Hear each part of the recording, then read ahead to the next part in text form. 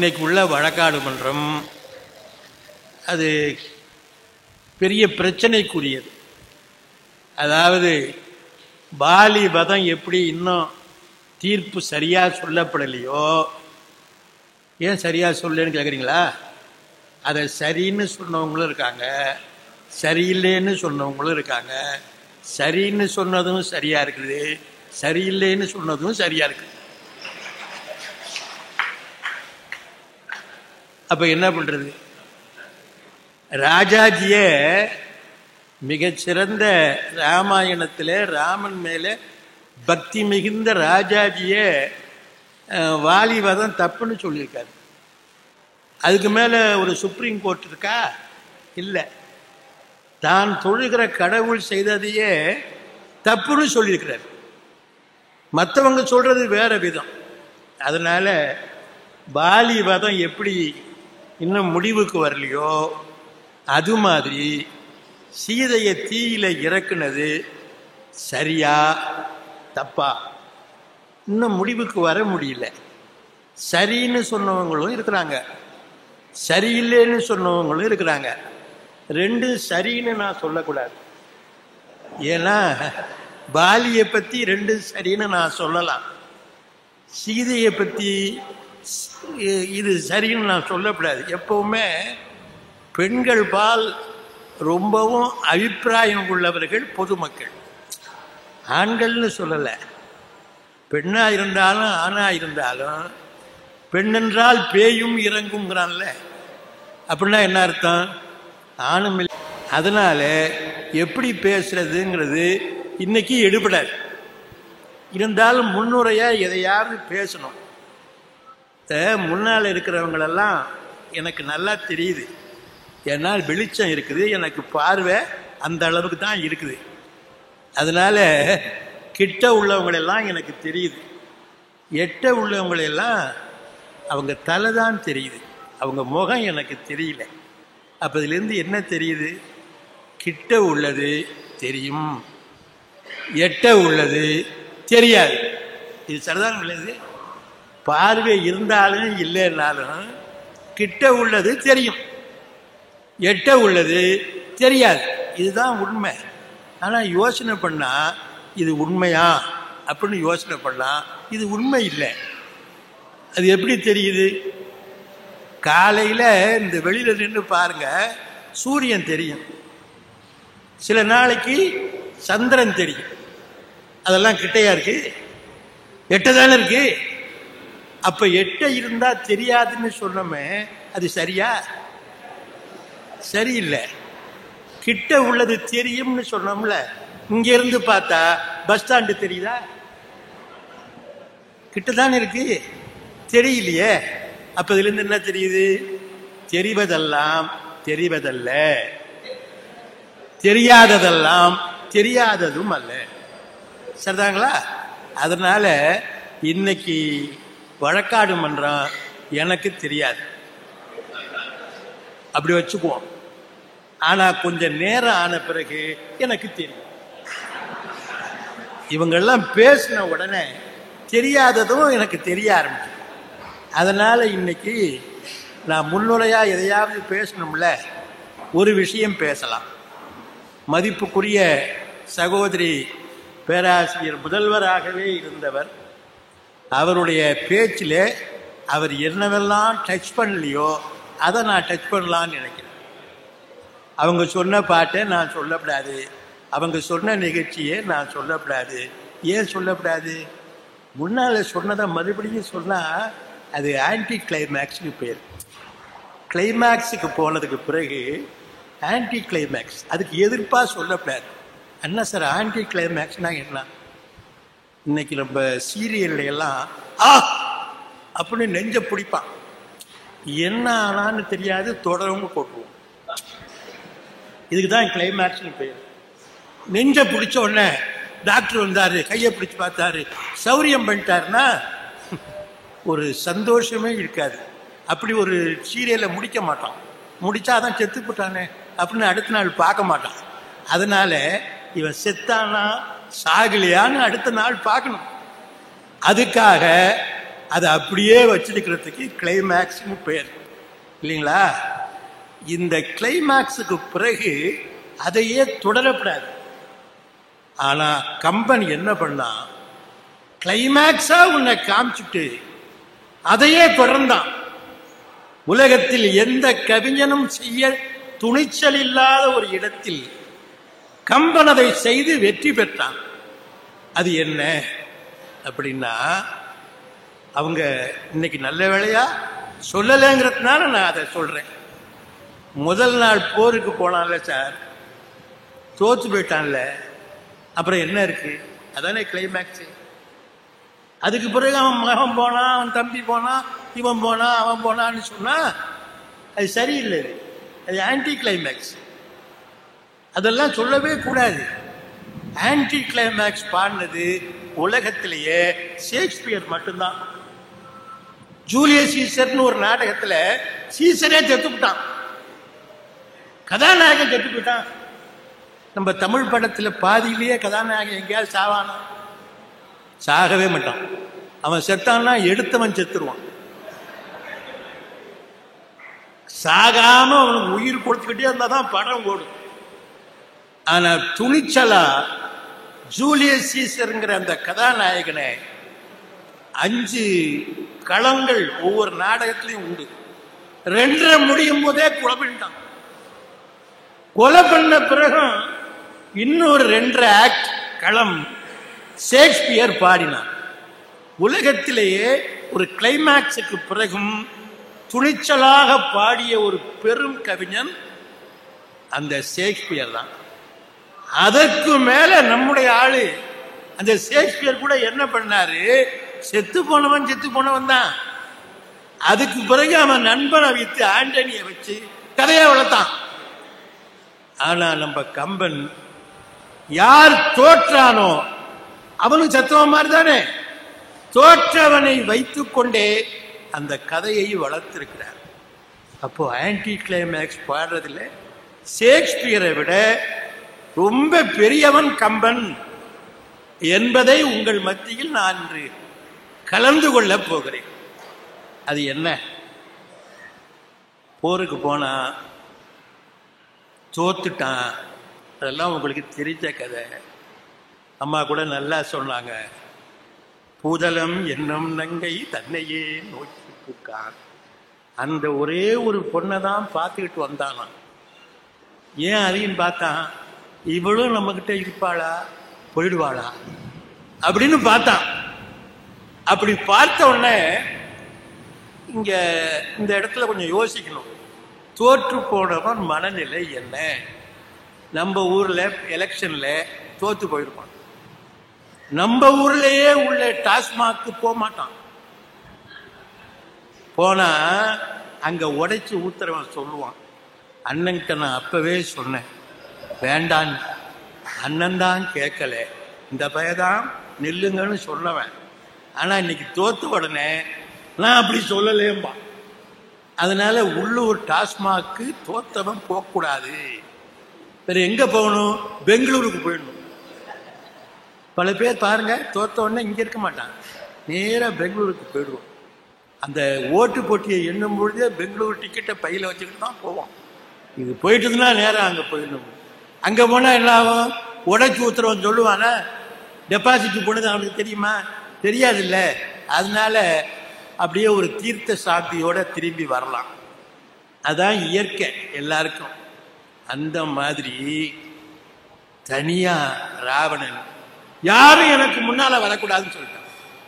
ஒருத்தர் வரக்கூடாது, தனி இடத்துக்கு நான் போகணும். போகலாம் அந்த பக்கம்.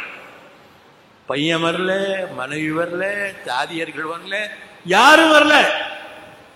தனியா போய் படுத்திருக்கிறான். தோற்று போன ராவணன் ஒரு பெரிய கட்டில்ல படுத்திருக்கிறான். கண்களை இறுக்கி மூடல, லேசா மூடி இருக்கிறான். அவனை யாரும் பார்க்க முடியாது. ஏன்? ராஜா தோத்து போனா எவன் சார் கிட்ட போக முடியும்? புதுக்கோட்டை மகாராஜா தோத்து போயிட்டார் தேர்தல்ல, தனியா இருக்கார். அந்த அரண்மனையில உள்ள மந்திரி, தந்திரி, தளபதி அத்தனை பேரும் சுத்தி நிக்கிறான் வெளியில.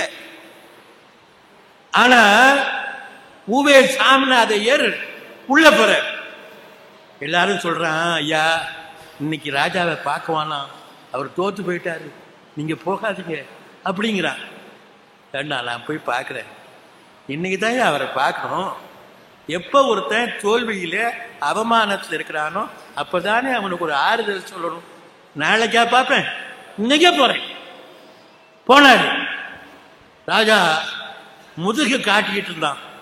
மகாராஜாவுக்கு வணக்கம்னார். திரும்பினான். இன்னைக்குதான் எனக்கு சந்தோஷம்னார். தோத்து போன இன்னைக்கு என்ன சொல்றான்னு தெரியல மகாராஜா. மகாராஜா நீங்க ஜெயிச்சிருந்தா உங்களுக்கு ஒரு மந்திரி பதவி கொடுத்திருப்பான். அப்ப உங்களை மந்திரின்னு தான் கூப்பிட முடியுமே தவிர மகாராஜான்னு கூப்பிட முடியுமா? முடியாதே. அதனால நீங்க தோத்ததுதான் எனக்கு மகிழ்ச்சின்னார். மகாராஜாவே சிரிக்கிட்டார். தோற்று போன நிலையிலும் பேசக்கூடிய ஒரு ஆற்றல் ஞானிகளுக்கு தானே வரும். அந்த மாதிரி இந்த ராவணன் கிட்ட யார் போறது? அவன் பாட்டம் போனான். அவனுக்கு மாலியவான்னு பேர். அவன் ஒருத்தன் தான் ராவணனை உள்ளபடி நேசிச்சவன். மற்றவெல்லாம் ராவணனால பலனடைந்தவர்கள். அதனால ராவணன் இருக்க வேண்டும் என்று நினைத்தார்கள். ஆனால் இவன் அவனும் நினைச்சான் ராவணன் இருந்தாதான் நமக்கு நல்லதுன்னு. ஆனா உள்ளபடியே அவனை நேசித்தவன் மாலியவான் என்ற பாட்டனார் தான். அவன் போய் அப்படியே பார்க்கிறான். அவன் காலில் இருந்து தலை வரைக்கும் எங்கெங்க எல்லாம் புண் பெற்றிருக்கிறான்னு பார்த்துக்கிட்டே வர்றான். நம்ம இது மாதிரி யாராவது அருகில இருந்து பார்த்தா நம்முடைய மனசுலேயே அந்த பார்வை போய் யாரா பார்க்கறதுன்னு முடிச்சு பார்ப்போம். இது ஒரு சைக்காலஜி. அந்த மாதிரி என்ன பண்ணா, அரைகுறையாக கண்களை மூடிக்கொண்டிருந்த ராவணன் திடும் என்று விழித்தான். வேற யாராவது இருந்ததுன்னா சண்டை போட்டிருப்பான். பாட்டனார் பேசாம இருந்துட்டான். பாட்டன் பேசினான். இருந்தவன் இலங்கை வேந்தன் இயற்கையை எய்த நோக்கி. அந்த இலங்கை வேந்தனை இவன் எப்படி பார்த்தான்? அம்பு எய்வது மாதிரி இவனுடைய எண்ணம் அவன் மனசுல போச்சான். எய்த நோக்கி பொருந்த வந்துற்ற போரில் தோற்றனன் போலும் என்ன. இன்னைக்கு நடந்த போர்ல தோற்றுட்டான் போல இருக்கு என்று நினைத்து இப்ப பேசுறான். வருந்தினை மனமும் வாடினை தோளும் வாடினை. உன் மனசு வருந்தி இருக்குதுன்னு எனக்கு தெரியுதுப்பா. உன் தோள்கள் எல்லாம் போர்க்களத்திலே விழுப்புண்பு அடைந்து வாடி போயிருப்பதையும் நான் பார்க்கிறேன். வருந்தினை மனமும் தோளும் வாடினை. ஆனா எனக்கு என்ன வருத்தம் தெரியுமா? உன் முகம் வாடலாம், உன் மனம் வாடலாம், உன் தோள் வாடலாம், நீ வாங்கிய வரமெல்லாம் வாடலாமா? யார் யார் கொடுத்த வரம்? கடவுளர்களிடத்திலே நீ தவம் செய்து பெற்ற வரங்கள் எப்படி தோற்க முடியும்? என்றும் வாடா பெரும் தவம் உடைய ஐயா, என்னுற்ற பெற்றி என்னையா நடந்தது? உன்னுடைய வரத்தினால் எவனும் உன்னை நெருங்க முடியாது. அந்த வரம் இருந்த பிறகும் நீ அடிபட்டு தோற்றிருக்கிறாயா என்று அவன் பேசின உடனே ராவணன் சொல்றான், தாத்தா எல்லாம் முடிஞ்சு போச்சு, எல்லாம் முடிஞ்சு போச்சு. வந்த என் குலத்துக்கு நாசம், என் அரசுக்கு நாசம், எனக்கே நாசம். ஆனா ஒரே ஒரு விஷயம், ஆனா யார் கையினாலே தெரியுமா எனக்கு நாசம் வந்தது? குட்டுப்பட்டாலும் மோதிர கையினால குட்டு போடணும்னு சொல்றானே, அது மாதிரி ஒரு நல்ல வீரன் என்னை தோற்கடித்திருக்கிறான். அது எனக்கு பெருமை. நாசம் வந்து உற்ற போதும் நல்லதோர் பகையை பெற்றேன். என்னை எவனோ ஒருத்தன் அழித்தான் என்று இல்லாமல் மாபெரும் வீரன் என்னை அழித்தானே, அதிலே எனக்கு சந்தோஷம். எனக்கு ஒரு கொள்கை இருந்தது. உலகத்திலேயே நான் தான் பெரிய அழகன், எனக்கு அப்புறம்தான் மன்மதன் அழகன் என்று நான் நினைத்திருந்தேன். அதனாலதான் துணிச்சலா சீதைய கவர்ந்துகிட்டு வந்தா அவன் நம்ம சொல்லபடி கேட்பான்னு நினைச்சிருக்கிறான் அவன்.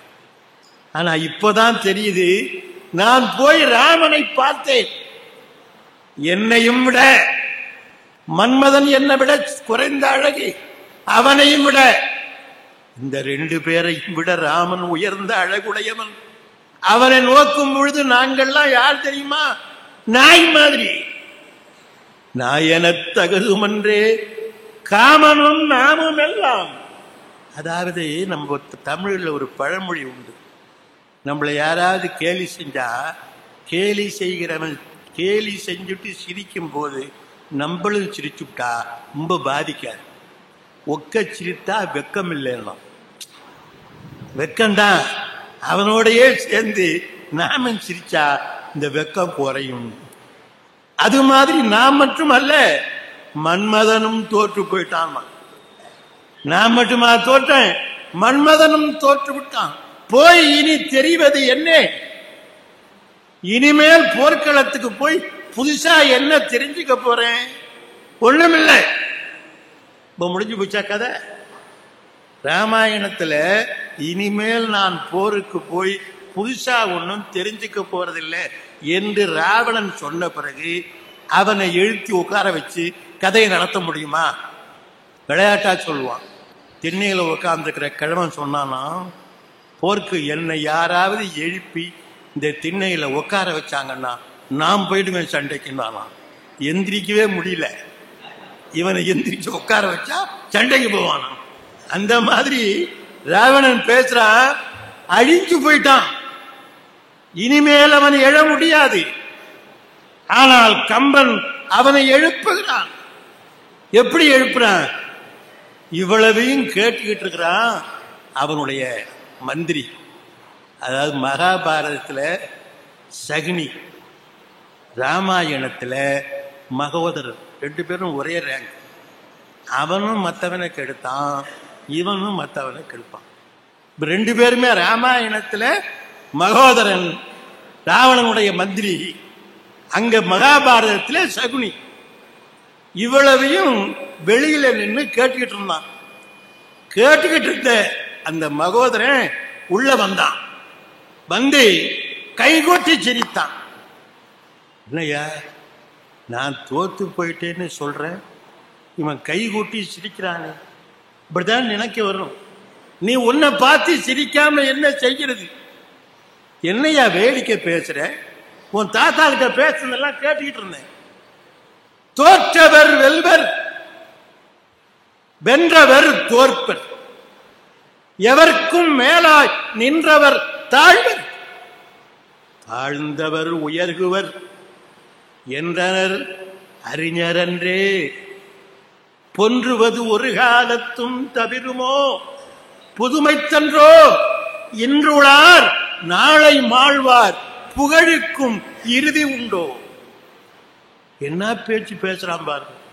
என்னையா வேடிக்கையா பேசுற? வெற்றி பெற்றவன் பிறகு வெற்றியே பெறமாட்டானா? தோல்வியே பெறமாட்டானா? வென்றவர் தோற்பர். தோற்றவன் மறுபடி வெல்லவே மாட்டானா? தோற்றவர் வெல்குவர், எவர்க்கும் மேலாய் நின்றவர் தாழ்வர், தாழ்ந்தவர் உயர்குவர். நான் சொல்லல, என்றனர் அறிஞர் என்றே. உலகத்தில் உள்ள அறிஞர்கள் பெரிய நூல்களிலே எல்லாம் இதானே இருக்குது. செத்து போறது என்ன புதுமையா? பொன்றுவது ஒரு காலத்தும் தவிருமோ பொதுமைத்தன்றோ, இன்று உள்ளார் நாளை மாழ்வார், ஆனா புகழுக்கும் இறுதி உண்டோ. உன் மாதிரி உயர்ந்த ஒரு வீரன் சாவுக்கு பயப்படலாமையா? தோல்விக்கு பயப்படலாமையா? இன்னைக்கு உள்ளதே என்னைக்குமா? ஒரே கொள்கையில் இருப்பவன் தான் உத்தமன். உத்தமன்னா உயர்ந்தவன் அர்த்தம் அப்படின்னு சொன்னான். சொல்லிவிட்டவன் என்ன பண்ணா, நீ இவ்வளவு பேசுறிய, உன் தம்பி கும்பகர்ணன் யார்? நீ நின்னா உட்கார்ந்தா சமம், அவன் உட்கார்ந்துருக்கணும், இவன் நிக்கணும், ரெண்டும் சமம். அப்ப உன்னை விட பெரியவன் அவன் இருக்கும்போது நீ ஏன் தோல்வியை பத்தி பேசுற? என் கும்பகர்ணனை மறந்தது எந்தாய் அப்படின்னா அப்பதான் இவனுக்கு ஞாபகம் வருது. ஆமா, அவனை அனுப்புனா ராமனை முடிச்சிருவானே, அவனை பார்த்தாலே ராமன் பயந்துருவானே, அது ஏன் எனக்கு ஞாபகத்துக்கு வரல அப்படின்னு நினைச்சு அவனை அனுப்புனா. இப்படி ஒவ்வொருத்தனையா அனுப்புனான். எதுக்கு சொல்ல வர்றேன்? தோல்வியால் இனிமேல் எதையும் செய்ய முடியாது என்று அழிந்து போன ராவணன் அவனை எழுப்பி நிறுத்தியது ஒரு பாட்டு. அந்த பாட்டு தான் இந்த மந்திரி பாடியது. மகோதரன் பெரிய வயிறு உடையவன், மகோதரன் பேர். உதரம்னா வயிறு, மகா உதரம் மகோதரம். மகோதரம்னு ஒரு வியாதி இருக்கு, அது வேற வியாதி. இப்போலாம் சொல்றாங்க வயிறு பெருசா இருந்தாலே இதய நோய் வரும்னு. இதய நோய் இருந்து வயிறு பெருசா இருக்கிறவனுக்கு மட்டும் வரல, அவனுக்கும் வரும், அவ்வளவுதான். எல்லாருக்கும் இதய நோய் வரும், இதயம் உள்ளவனுக்கு எல்லாருக்கும் இதய நோய் வரும். ஆனா அந்த காரணங்கள்ல ஒன்று வயிறு பெருக்கக்கூடாது. எனக்கு என்ன தெரியாமலே எனக்கு வயிறு பெருசாதான் இருக்கு. நான் அதை படித்த பிறகு வருத்தப்படவே இல்லை. ஏன்னா எங்க அப்பாவுக்கும் வயிறு பெருசாதான் இருக்கு, அவருக்கு ஹார்ட் அட்டாக்கே வரல, நமக்கும் வராது அப்படின்னு ஒரு முடிவு பண்ணி. அதனால ஒருவன் அழிந்து போன பிறகும் அந்த கிளைமேக்ஸுக்கு பிறகும் அவனையே எழுப்பி அந்த ராஜ்யத்தை போரை நடத்துகின்ற ஒரு ஆற்றல் கம்பனுக்கு மட்டும்தான். ஆகையினால் அந்த கம்பனுடைய அற்புதமான காப்பியத்தில் சீதையை அக்னி பிரவேசம் செய்தது. என்ன தலைப்பு சரியில்லைன்னு வருதா? அக்னி பிரவேசமா சொல்லுங்க.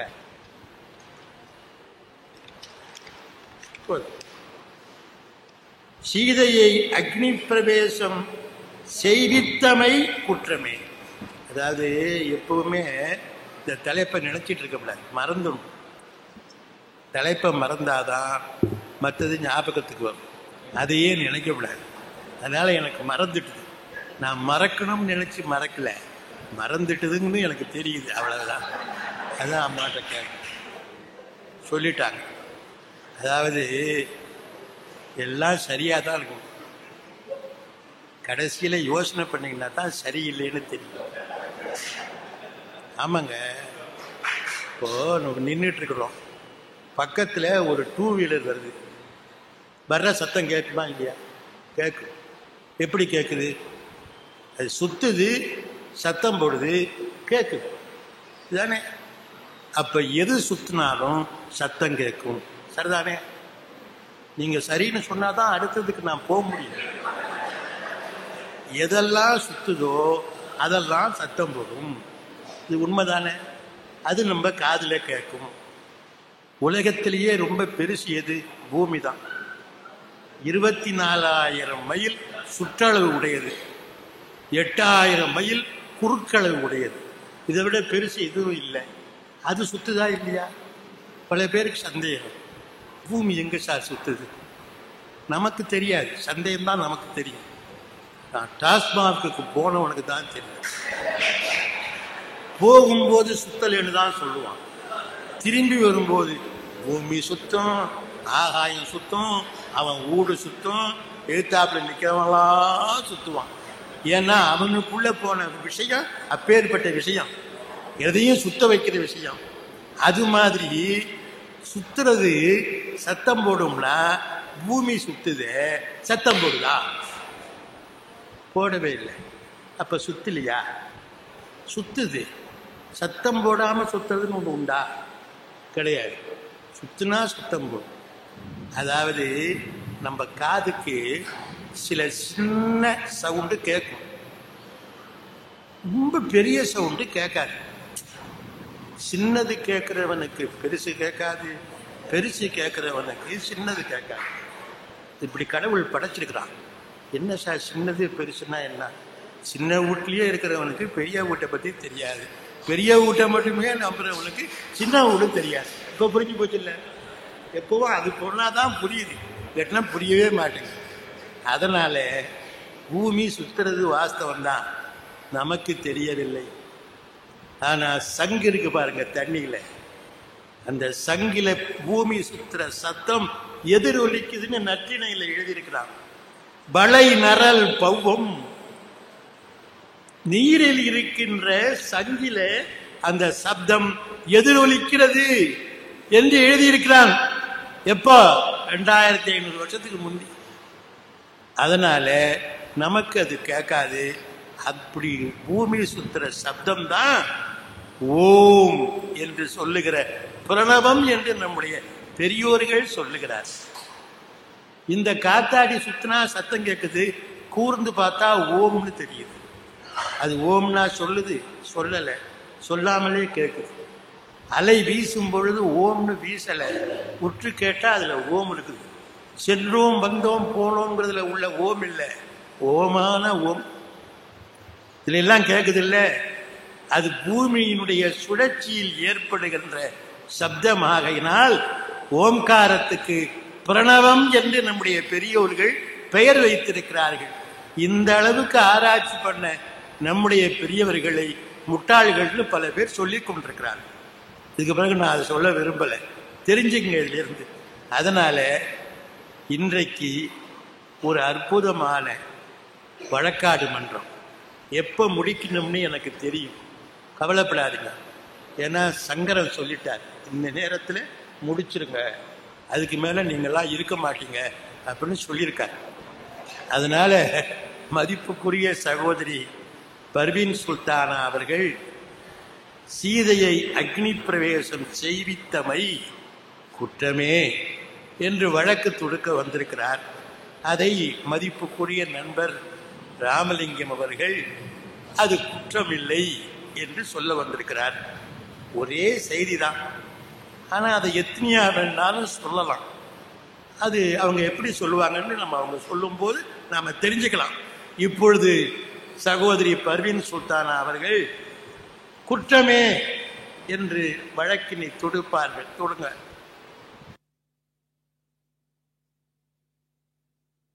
உள்ளமிடும் ராகவனின் அம்பு அது பாடல் அல்ல உண்மை என்று நம்பு எனும் கண்ணதாசனின் வரிகளை முன்வைத்து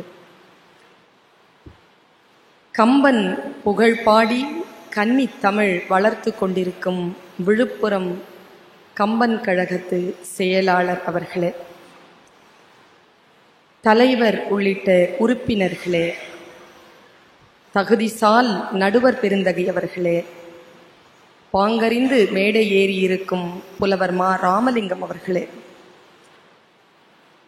பேசுகின்ற பேச்சிலெல்லாம்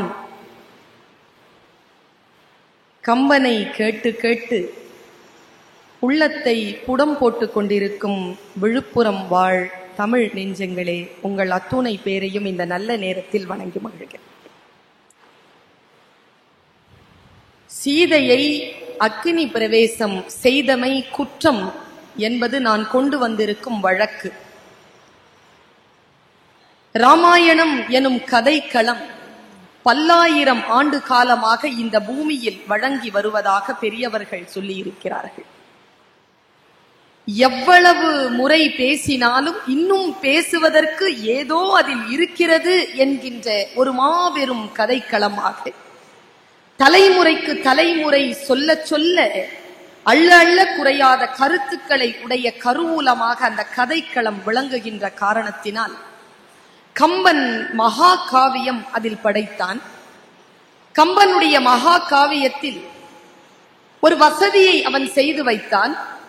எந்த ஒரு எழுத்தாளனும் தான் எடுத்து வைத்துக் கொண்டிருக்கக்கூடிய பொருளில் காவியம் படைக்கின்ற பொழுது எந்த பொருள் நோக்கிய அவனுடைய பாடுபொருள் இருக்கிறதோ அந்த பாடுபொருளில் சமூகம் எந்த கேள்வியையும் எழுப்பிவிட முடியாது என்கின்ற அளவிற்குத்தான் எழுத்தாளர்கள் காவியத்தை படைப்பது வழக்கம்.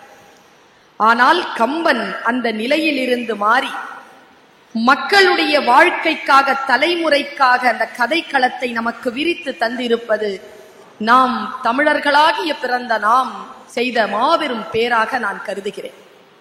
இந்த மேடைக்கு வருவதற்கு முன்னால் அன்னை ராமசௌந்தரவல்லி அவர்கள் மிகச் சிறப்பாக ஒரு கருத்தை முன்வைத்தார்கள். ஒரு தமிழச்சியாக நின்று அவருக்கு நான் நன்றி அறிதலை உரித்தாக்குகிறேன். அவர் சொன்னார், அசோகவனம் என்கின்ற சிறையில் இருந்து சீதையை மீட்டவன் ராமனாக இருக்கலாம், ஆனால் இலங்கேஸ்வரனுடைய மனச்சிறையிலிருந்து சீதையை மீட்டு பெண்மைக்கு பெருமை சேர்த்தவன் அந்த கம்பன் என்று அவர்கள் சொன்னார்கள். அதனால் தான் அம்மா பர்வீன் சுல்தானாவாகிய நான் கூட கம்பனை பேசிக் கொண்டிருக்கிறேன். பெண்மைக்கு ஏற்றம் தந்த கம்பன் பல நேரங்களில் பெண்மைக்கு இழுக்கு நேரிடுகின்ற பொழுதெல்லாம் அந்த இழுக்கை யாரெல்லாம் செய்தார்களோ அவர்களுக்கு முன்னால் பல கேள்விகளை அவன் எழுப்பியிருக்கிறான். நான் இங்கே கொண்டு வந்திருக்கக்கூடிய வழக்கை 3 நிலைகளில் வைக்கிறேன். நேரடியாக என்னுடைய வழக்கு சீதையை அக்கினி பிரவேசம் பிராட்டியை அக்கினி பிரவேசம் கொள்ள செய்த ராமன் செய்த செயல் ஒன்று, அவன் செய்த செயலில் அறம் இல்லை. என் 2வது வழக்கு, அவன் செய்த அந்த செயலில் முறை இல்லை. 3வது என் வழக்கு உங்களுக்கு மிகச் சிறப்பாக புரியும் என்பதற்காக. ஆனா 3 பார்வை. ஒரு விஷயம்தான், சீதையை மட்டும்தான் அக்னி பிரவேசம் செஞ்சான். ஆனா அதை பார்க்கிற பார்வை 3 விதம். ஒன்று, அறம் இல்லை. அறம்னா என்ன? முன்னோர்கள் சொல்லிய நெறி, அதானே அறம், அது இல்லை. 2வது என்ன? முறை இல்லை. அறம்னாலும் முறைனாலும் ஒண்ணுதானே? ஒண்ணு இல்லை. ஒண்ணுதான், ஆனா ஒண்ணு இல்லை. முறைனா என்னன்னு கேட்டீங்கன்னா, 1க்கு அப்புறம் 2 வர்றதுதான் முறை, 2க்கு அப்புறம் 3 வர்றதுதான் முறை. இதுக்கு தான் முறைன்னு பேர். முறைனா ஒரு நியதி, ஒரு வரிசை அப்படின்னு பேர். அதனால அறமில்லைங்கிறது வேற, முறை இல்லைங்கிறது வேற. வேற தானே தவிர வேற இல்லை. ஏன்னா எல்லாமே அக்னி பிரவேசத்தை பற்றி தான் சொல்றாங்க. நான் தெளிவாகத்தான் வழக்கை வைத்திருக்கிறேன். நடுவர் அதை குழப்பினால் அதற்கு நான் பொறுப்பில்லை. தெளிவாக சொல்வது உங்கள் வேலை, குழப்பமாக சொல்வது என் வேலை. நான் அதை குழப்பாவிட்டால் அறிவொளி இல்லை என்று முடிவு செய்து விடுவார். 3வது ஒன்று சொன்னாங்க, அது சரியில்லை. சரியில்லைங்கிறது முறையில்லை வேற, அறம் வேற, முறை வேற. சரியில்லை அப்படிங்கிறது வேற. அது எப்படி வேற? காஃபியில காஃபி டிகாஷனை போட்டா சரி, டீ டிகாஷனையும் காஃபி டிகாஷனையும் சேர்த்தா சரியில்லை. இப்ப சரியில்லைன்னா என்னன்னு தெரியுதா? அப்ப அறம் இல்லைங்கிறது வேற, முறை இல்லைங்கிறது வேற, சரியில்லைங்கிறது வேற. வேற தானே தவிர வேற இல்லை. அதனால வழக்க அவங்க தொடுத்துட்டாங்க. நீங்க ராக்போர்ட்டுக்கு தான் போகணும், டிக்கெட் அதுக்கு தான் வாங்கியிருக்கிறாரு, போயிட்டு வந்துடுவாரு.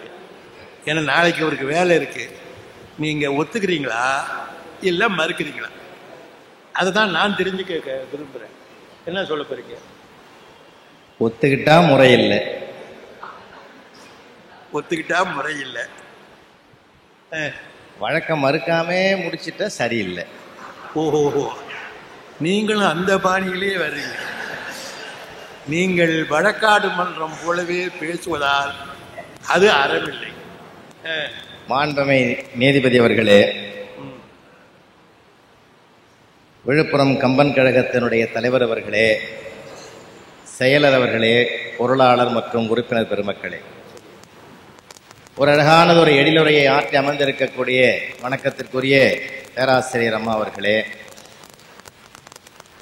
இந்த அரங்கத்தை நிறைவு செய்திருக்கக்கூடிய மெத்த படித்த சான்றோர் பெருமக்களே, ஒரு அழகானதொரு வழக்கினை காலத்தின் அருமை கருதி கருத்தை சுருக்கமாக வைத்து பதிவு செய்திருக்கக்கூடிய அன்பு சகோதரி பர்வீன் சுல்தானா அவர்களே, உங்கள் அனைவருக்கும் என்னுடைய மாலை நேரத்து மகிழ்வான வணக்கத்தை முதலிலே தெரிவித்துக் கொண்டு, மாண்புமிகு நீதிபதி அவர்களே, ராமபிரானுடைய அந்த செயல் முறையில்லை, அறமில்லை, சரியில்லை என்று சொன்னார்கள். சரியில்லை என்ற ஒரு சொல்லிலேயே அறமில்லை என்பதும் முறையில்லை என்பதும் அடங்கி போகிற ஒன்று. பொதுவாக அக்னி பிரவேசம் செய்து வைத்த செயல் சரியில்லை என்று ஒரே வழக்காக கூட வைக்கலாம். நான் உங்க கொஞ்சம் தயவு செஞ்சு இந்த பார்வையாளர் சுவஞர்களை பணியோடு கேட்டுக்கிறேன். ரொம்ப சீரியஸாலாம் இருக்க வேண்டாம். இன்னும் அக்னி பிரவேசம் இப்பதான் நடக்க போற மாதிரி ஒரு டென்ஷன்ல உட்காந்துங்கிற மாதிரி இருக்கிறீங்க. ஆமா, அக்னி பிரவேசம்லாம் அது முடிஞ்சு போச்சு. ஆமா, அதனால இனிமேல்லாம் அக்னி பிரவேசம் அப்படி வைக்கணும்னா வீட்டுக்கு வீடு தெருவுக்கு தெருவு இடமே பத்தாது இல்லையா?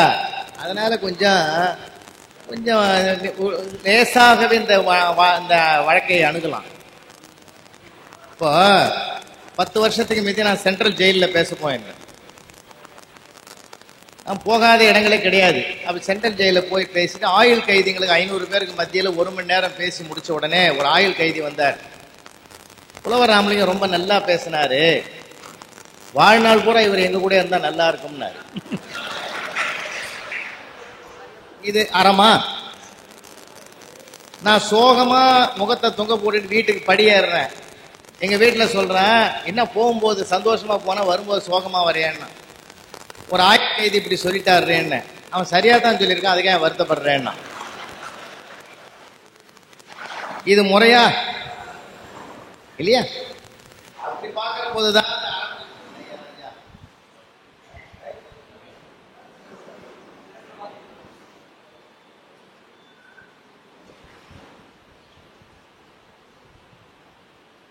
வந்துட்டு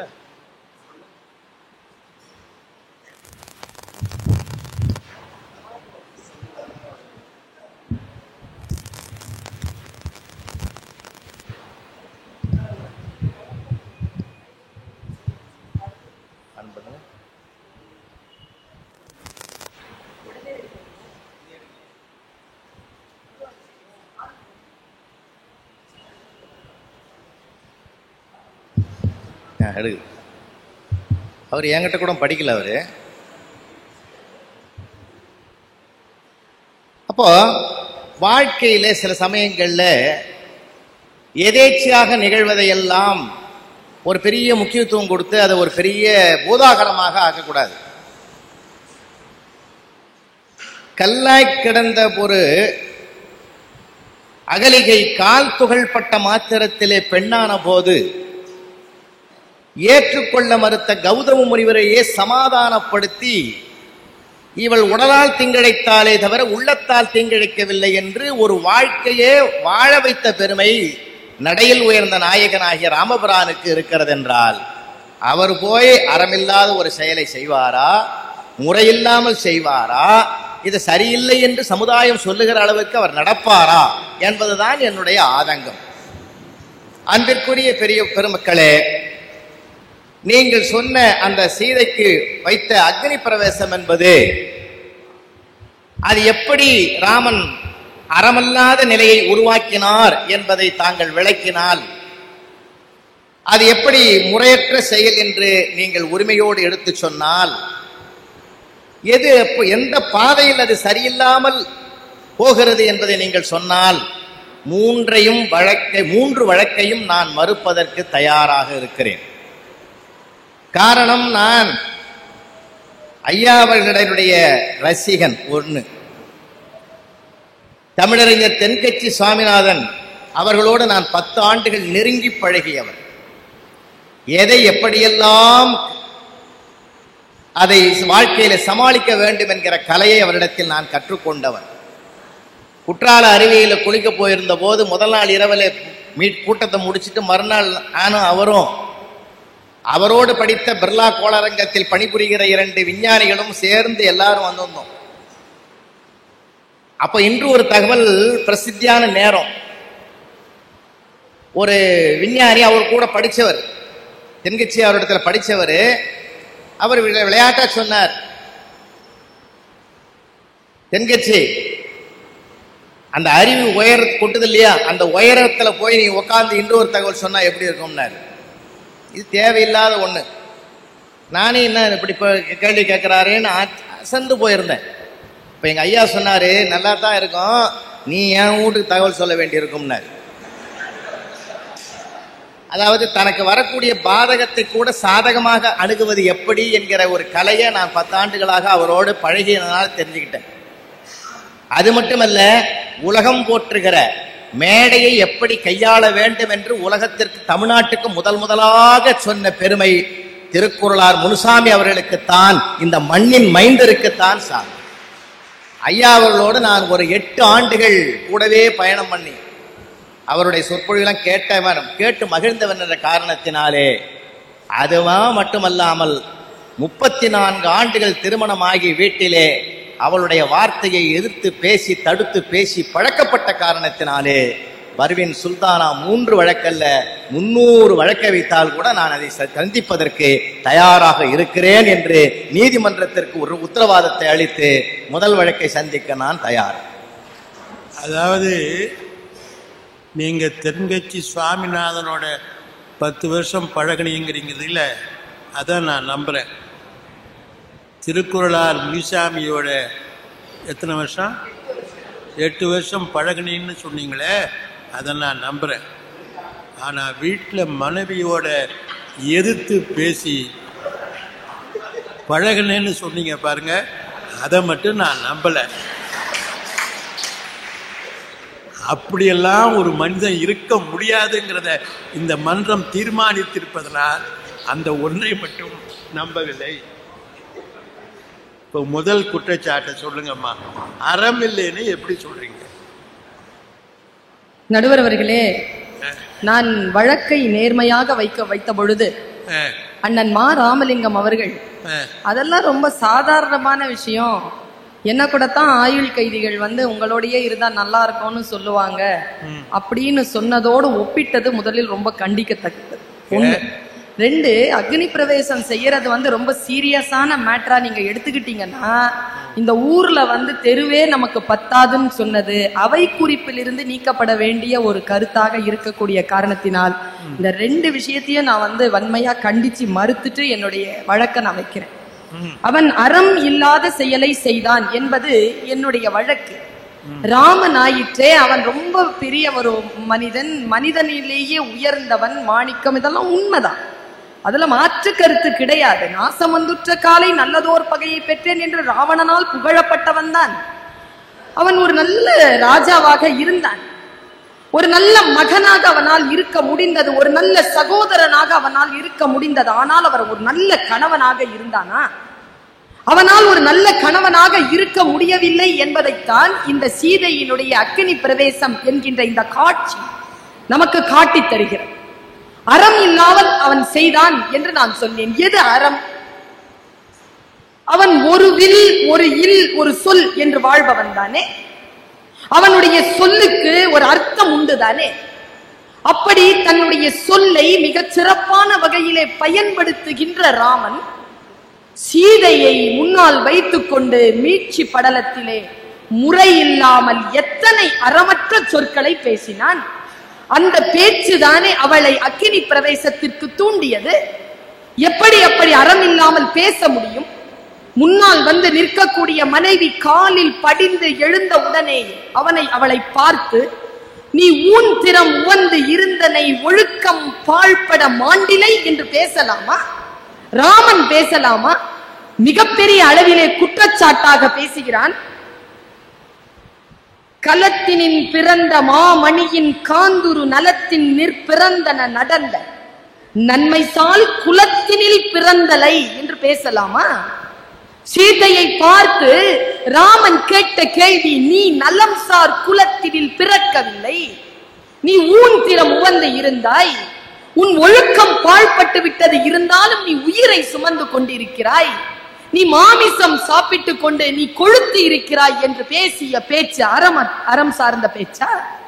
ராமன் இப்படி எல்லாம் பேசுவானா என்று கேட்டீர்களே, பேசுவதற்கான ஆதாரத்தை கம்பன் காட்டி இருக்கிறானே. எப்படி அவன் பேச முடியும்?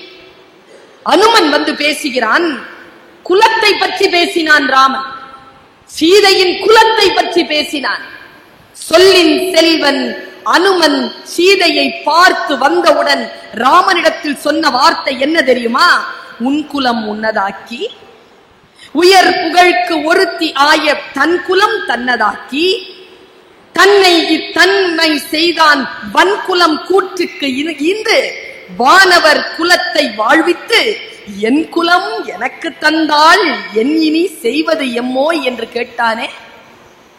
ராமனுடைய குலத்தை வாழ்வித்து, வானர குலத்தை வாழ்வித்து, அரக்கர் குலத்தை அடியோடு ஒழித்து தன் குலத்தின் பெருமையை இவள் நிலைநிறுத்தி இருக்கிறாள் என்று சொல்லின் செல்வன் சொன்னதற்கு பிறகும் கூட நீ நல்ல குலத்தில் பிறக்கவில்லை, நீ ஒழுக்கம் பாழ்பட இன்னும் மாளவில்லை, உயிருடன் நீ இருக்கிறாயே என்று பொது சபையிலே சீதையை, சிறையிருந்த செல்வியை குறை கூறி பேசியது, அவமானப்படுத்தி பேசியது அறமற்ற செயல். அந்த அறமற்ற செயல் அவன் செய்த காரணத்தினால்தான் அக்கினி பிரவேசத்திற்கு சீதா விராட்டி தயாரானாள் என்பதற்காக சொல்லுகிறேன். ராமன் செய்த செயலில் அறம் கிடையாது, மறுத்து பாருங்கள், மீண்டும் கணை கிளம்பும். வணக்கம். ரொம்ப அருமையா சொல்லியிருக்காங்க. ஒரு முத அனுமன் போய் சீதையே பார்த்துருக்கான். அவன் அடிக்கடி பெண்களை எல்லாம் பார்க்குற ஆள் இல்லை, அவன் பிரம்மச்சாரி. அவன் போய் சீதையை பார்த்துருக்கிறான், பார்த்துருக்கான். ஒரு தரம் பார்த்தவனுக்கு அவ எவ்வளவு சிறந்தவன்னு தெரிஞ்சிருக்கு. இவன் கல்யாணம் பண்ணிட்டு இந்த காட்டில் வர்ற வரைக்கும் கூடவே வாழ்ந்தவன் ராமன், அவனுக்கு அவளுடைய பெருமை தெரியலையே. அவன் நல்ல குலத்தில் பிறக்கல என்று ஒரு குலத்தை நினைத்து அவன் சொல்வது உள்ளபடியே அறமில்லாதது என்றுதான் நான் நினைக்கிறேன். நீங்க என்ன நினைக்கிறீங்க? மாண்புமிகு நீதிபதி அவர்களே, ஒரு பழைய திரைப்பட பாட்டு 2 வரி. என்ன? நான் பேச நினைப்பதெல்லாம் நீ பேச வேண்டும், நீ பேச நினைப்பதெல்லாம் நான் பேச வேண்டும். ஆமா. ராமபிரான் பார்த்து அறமில்லாமல் சீதையை சொல்லிட்டாரா, நீ ஊன் திறம் உவந்தனை ஒழுக்கம் பாழ்பட்டனை. மாண்புமிகு நீதிபதி அவர்களே, இது ராமனா சொல்லல, வேற யாரு? ஏற்கனவே சீதா பிராட்டி அசோகவனத்தில் இருந்த போது அவர்களாக சொன்ன செய்தி என்னன்னா, அரக்கிகளோடு சேர்ந்து இந்த சீதை ஊன் திறமெல்லாம் உண்டு உவந்திருக்கிறாளோ என்று என்னை வெறுத்து ஒதுக்கி மீண்டும் அயோத்திக்கு போய்விட்டாரோ என்று அன்றைக்கு சீதை நினைத்தால் இன்றைக்கு ராமன் அதை பிரதிபலிக்கிறார். தன்னுடைய கணவன் தன்னை இப்படி நினைத்ததனால் தான் வரவில்லையோ என்று ஒரு பேதை அஞ்சிய அச்சம், அந்த அச்சத்தை ராமன் நிறைவேற்றினான் என்று சொன்னாலே அதே அறமற்ற செயல் என்று அவரே ஒப்புக்கொண்டதற்கு ஒரு சாட்சியாக இருக்கிறது இல்லையா? அது அச்சத்தின் பார்ப்பட்டதென்று அவளுக்குள்ளே இருக்கிற தாழ்வு மனப்பான்மை, அந்த தாழ்வு மனப்பான்மையை அகற்றினால்தான் மீண்டும் ராமன் சீதையினுடைய வாழ்க்கை சிறப்பாக இருக்கும் என்ற காரணத்தினால் அவளையே ஆட்டி படைக்கிற தாழ்வு மனப்பான்மையை அகற்ற வேண்டும் என்பது ராமனுடைய தலையாய கடமை. அதனால்தான் எப்படி அந்த தாழ்வு மனப்பான்மைக்கு தள்ளப்பட்டதனுடைய எல்லைதான் குறுக்கத்தி செடியிலே போய் தூக்கு மாட்டிக்கொள்ளக்கூடிய துணிவை சீதை மேற்கொண்டாள் என்றால் அந்த சந்தேகம், அந்த தாழ்வு மனப்பான்மை, அந்த பலகீனம் அவளுக்கு உள்ளே இருந்து ஆட்டி படைப்பதனால் இதை உணர்ந்து கொண்ட ராமபிரான் அதற்கு ஒரு நிவாரணத்தை தேடித்தான் இந்த வார்த்தையை பிரதிபலித்து சொன்னாரே தவிர வேற அவரும் ஒன்றும் சொல்லல. நீ நெருப்புல போய் விடுன்னு அவரா சொன்னார்? எந்த ராமாயணத்தில் ஒரு பெரிய புத்தகமே வச்சுக்கிறீங்க, எங்கேயாவது பாட்டு இருந்தா சொல்லுங்க. ராமனா போய் சொல்றாரு? சொல்லலையே. ஏன்னா எதிராளியை அறம் மீறி பேசினால் என்ன வலி வரும் என்பதை ஏற்கனவே உணர்ந்தவன் அங்கே நிற்கிறான். அன்னைக்கே வந்து மாயமானாக வந்த மாரீசன் டப்பிங் குரல் கொடுக்கிறான் இல்லையா? ஏ ராமா, ஏ லட்சுமணா, ஏ சீதா, ஏ லட்சுமணா என்று குரல் கொடுக்கிற போது எவ்வளவு மறுத்து பேசுறான்ல இலக்குவன். அண்ணன் ஒன்னும் பண்ண முடியாதுன்னு எவ்வளவோ வாதம் வைத்த பிறகு கூட நீ ஏதோ மனக்குறிப்பால் தான் இந்த இடத்தை விட்டு போகாமல் இருக்கிறாய் என்று ஒரு பரம பாகவதனை போய் இங்க இடத்திலே நோக வைத்து விட்டால் சீதை என்றால், ஒரு பவித்திரமானவனை, ஒரு உண்மையானவனை, ஒரு ஒழுக்க சீலனை அதர்மமான வார்த்தைகளை அள்ளி வீசினால் எந்த அளவுக்கு வலி ஏற்படும் என்பதை அவள் உணர வேண்டும் என்பதற்காகத்தான் ராமபிரான் செய்த செயலே தவிர அவரா சொல்லலாமா? சொல்ல வைக்கிறார். என்ன நீதிபதி அவர்களே? இல்ல நீங்க தானே பேசணும், நானா பேசணும். அதாவது நீ பேச, நான் பேச நினைத்ததெல்லாம் நீ பேச, நீங்க பேசிட்டு இருக்கிறதெல்லாம் நான் நினைச்சதுதான். இல்ல, நீதிமன்றம் சரின்னு சொல்லணும், இல்ல சரியில்லைன்னு சொல்லணும். அதனால அதுல போய் அதாவது நீங்க ரெண்டு சொல்லிருக்கீங்க. அவன் மனசுல என்ன நினைச்சாலோ அத ராமன் பேசணும். ஒண்ணு, அவன் இவனை லட்சுமணனை திட்டினா அந்த திட்டினது தப்புன்னு அவன் உணரணுங்கிறதுக்காக ராமன் திட்டான். ரெண்டு முடிஞ்சு போச்சு. ரொம்ப நல்லா இருக்கு. நீங்க உட்காருங்க. ரொம்ப நல்லதான் சொல்லியிருக்காரு. இதுக்கு நீங்க பதில் சொல்லணும்னா சொல்லலாம், இல்ல அடுத்ததுக்கு போகணும்னா நீங்க போகலாம். ஐயா, பேசுறதுலயே அநியாயமான பேச்சுன்னு நான் கேள்விப்பட்டிருக்கேன். ஆனா இவ்வளவு அநியாயமாலாம் பேசக்கூடாது. அதாவது நான் சரியில்லை, நான் ஒழுக்கம் இல்லாதவ, நான் நல்ல குலத்துல பிறக்கலன்னு அவ நினைச்சாலாமா, அது அப்படியே அவர் சொல்லிட்டாராமா. இது எல்லாம் ரொம்ப கண்டிக்க தகுந்த ஒரு வாதமாக எனக்கு படுகிறது. ஒன்று, அவன் ஏதாவது சொன்னானா, நீ தீயில போய் இறங்கு அப்படின்னு சொன்னானா அப்படின்னு கேக்குறீங்கல்ல, சொல்லவே வேண்டாங்க, சொல்ல வேண்டாம். ஆனா அவன் சொன்னான்.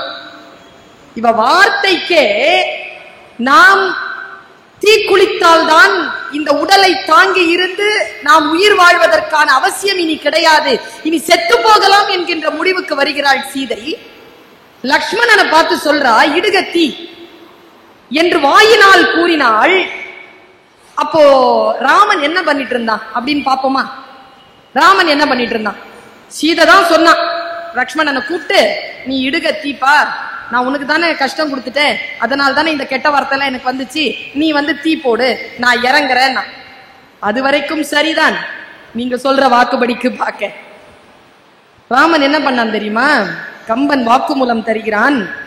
இளையவன் தன்னை அழைத்து இடுதி தீ என வளை ஒலி முன்கையாள் வாயின் கூறினாள், உளைவுறு மனத்தவன் உலகம் யாவுக்கும் களை கணை தொழ அவன் யார்? ராமன் கண்ணின் கூறினான். அவன் கண்ணாலேயே சொன்னான், பத்த வீடா போய் சேரட்டும்.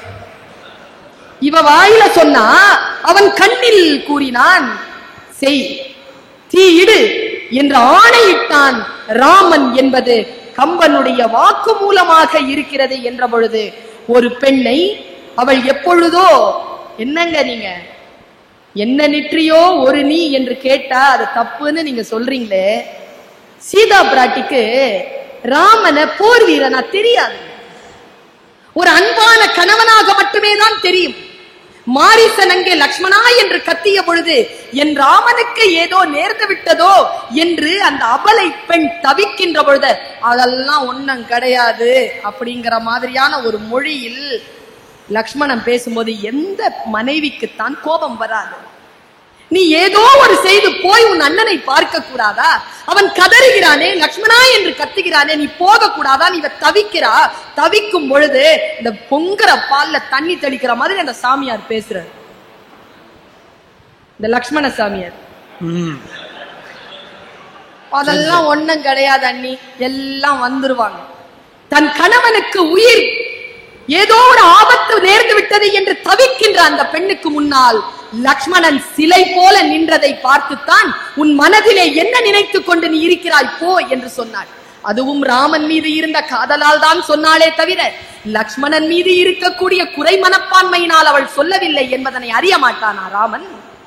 இவ்வளவு கடுமையான சொற்கள் சொன்னதற்கு பிறகும் கூட அவர்கள் சொன்னது எல்லாம் ஒன்றும் பிழை இல்லை என்று அவர் சொன்ன மறுத்த வாதத்தை நான் எதிர்கொள்கிறேன். அப்படி அவன் சொல்லி இருக்கிறான், சொல்லி இருப்பது குற்றம். அடுத்தது முறை இல்லாமல் செய்தான். என்ன முறை? நான் ஒரே ஒரு விஷயம் சொல்றேன், உட்காருங்க, ரெண்டையும் ஒன்னா சொல்லக்கூடாது.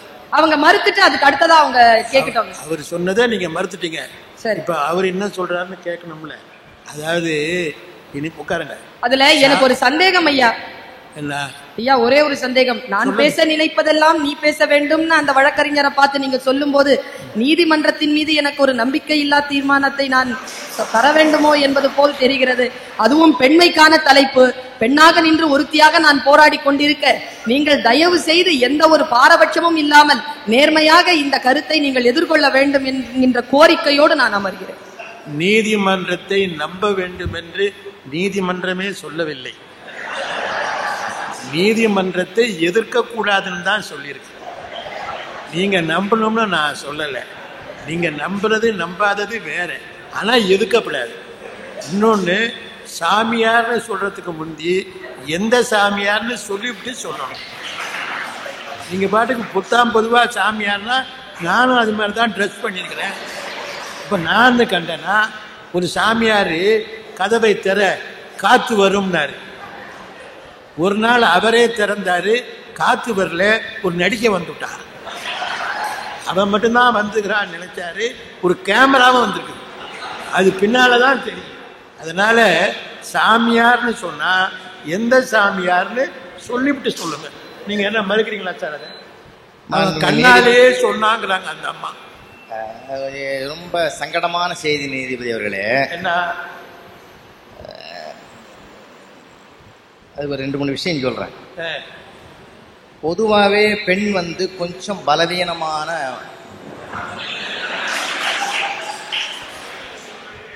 அது மன்றம் ஒத்துக்கொள்ளவில்லை. பெண் எப்பொழுதும் பலகீனமானவள் அல்ல, பலவீனமான மனசு உடையவங்கன்னு சொல்ல வந்தையா. சரி சரி, மனத்தளவுல மனசுல சொல்றேன். மனசு. ஆனால் கம்பராமாயணம் ஆண்களுடைய மனம்தான் பலவீனமானது என்பதைத்தான் சொல்லி லங்கேஸ்வரனை படைத்திருக்கிறது. பொதுவா மனமே பலகீனமானதுதான். அதாவது நீங்க சொல்ற மாதிரி நான் சொல்ற நீங்க சொல்ற மாதிரி ஆண்கள் பலவீனமானவர்கள் என்றால் ராமன் சொன்னது ஒரு பலவீனத்தினால சொல்லிட்டான்னு சொல்லலாம். இப்ப நான் சொல்ற மாதிரி நினைச்சுக்கிட்டா ஏன் ராமன் அப்படி சொன்னான்றதுக்கு விளக்கம் கிடைக்கும். ஒரு விஷயம், என்னதான் இந்த அம்மா பெண்கள் ராஜ வாழ்க்கை வாழ்ந்தாலும் கூட வாழ்க்கையில என்ன திரும்ப அடிக்கடி சொல்றது, என்ன திருச்சியில கேட்டாங்க, ஸ்ரீரங்கத்துல கேட்டாங்க, மதுரையில கேட்டாங்க, ஒரு வயலும் உள்ளூர்ல கேட்டிருக்க மாட்டான். இவன் தான் கேட்டு துணிவா கல்யாணம் பண்ணிருப்பான். அதுல ஒரு நிறைவு வராதுன்னு வச்சுங்களேன். ஒண்ணு. இன்னொரு விஷயம் நான் சொல்றேன் மனம் திறந்து. இப்போ அந்த அம்மா என்ன சொன்னாங்க, இளையவனே இடுகத்தி அப்படின்னு சொல்லிட்டாங்க. இந்த நெருப்புல இறங்குற சமாச்சாரம் சீதையை பொறுத்தவரையில் இது 2வது முறை. ஏன்னா மாயமானாக வந்த மாரீசன் குரல் கொடுத்த போது இலக்குவன் போகவில்லை என்றால் நான் நெருப்பில் வீழ்வேன் என்று முதலில் அங்கும் சொன்னார் சீதை. அதே வார்த்தையை திருப்பி இங்கும் சொல்லுகிறார், நெருப்பில விழறன்னு. இது 2 தடவை வந்த பிறகு இப்பயும் விழ வைக்கலன்னு வச்சுக்கோங்க. ஒரு 10 வருஷம் வாழ்க்கை வாழ்ந்து முடிஞ்ச பிற்பாடு இதே செய்தியை சொல்லலாம். நான் அன்னைக்கே நெருப்பில் விழறேன்னு சொன்னேன், யாராவது விழ விட்டீங்களா? நான் யாருன்னு நான் நிரூபிச்சிருப்பேன். வார்த்தை வருமா வராதா? ஏன்னா எந்த சூழ்நிலையில கணவன் மனைவி வாழ்க்கையில வாதம் வரும் சொல்ல முடியாதுங்க. இப்ப நான் இருக்கிறேன், 4 மணிக்கு ஆபீஸ் விட்டு வர்றேன், வந்த உடனே வேகமா காபி கொண்டாந்து கொடுக்குறா, நான் விடுக்குன்னு வாங்கிடுறேன். வாங்குற வேகத்துல வேட்டில சிந்தி போகுது, சாரிம்மா நான் தாமா அவசரப்பட்டு வாங்கிட்டேன்னு சொன்ன உடனே அவ இல்லைங்க நான் தாங்க அவசரப்பட்டு கொடுத்துட்டேன்னு சொன்ன. அங்க தவறுகளை பகிர்ந்து கொள்ளுகிற போது சமாதானம் மேலோங்கும். இது இப்படி வச்சு பாருங்க, நான் தான் அவசரப்பட்டேன்னு சொல்றேன், நீ மட்டும் அவசரப்பட்ட, உன் பரம்பரையா அவசரப்பட்ட பரம்பரையா அப்படின்னு சொன்னான்னு வச்சுங்க. ஏய் என்ன சொல்லு, என் பரம்பரை சொல்றதுக்கு உனக்கு என்ன அருகதை இருக்குது? உங்க அப்பா கூட தான் சொன்னாரு, கல்யாணத்துல வீட்டுல கட்டு வாங்கி தரேன், பீரோ வாங்கி தரேன், அது செய்யறேன் இது செய்யறேன், என்னடி செய்தான் சும்மாரியா, உனக்கு பொண்ணு கொடுத்தது அதிகம்.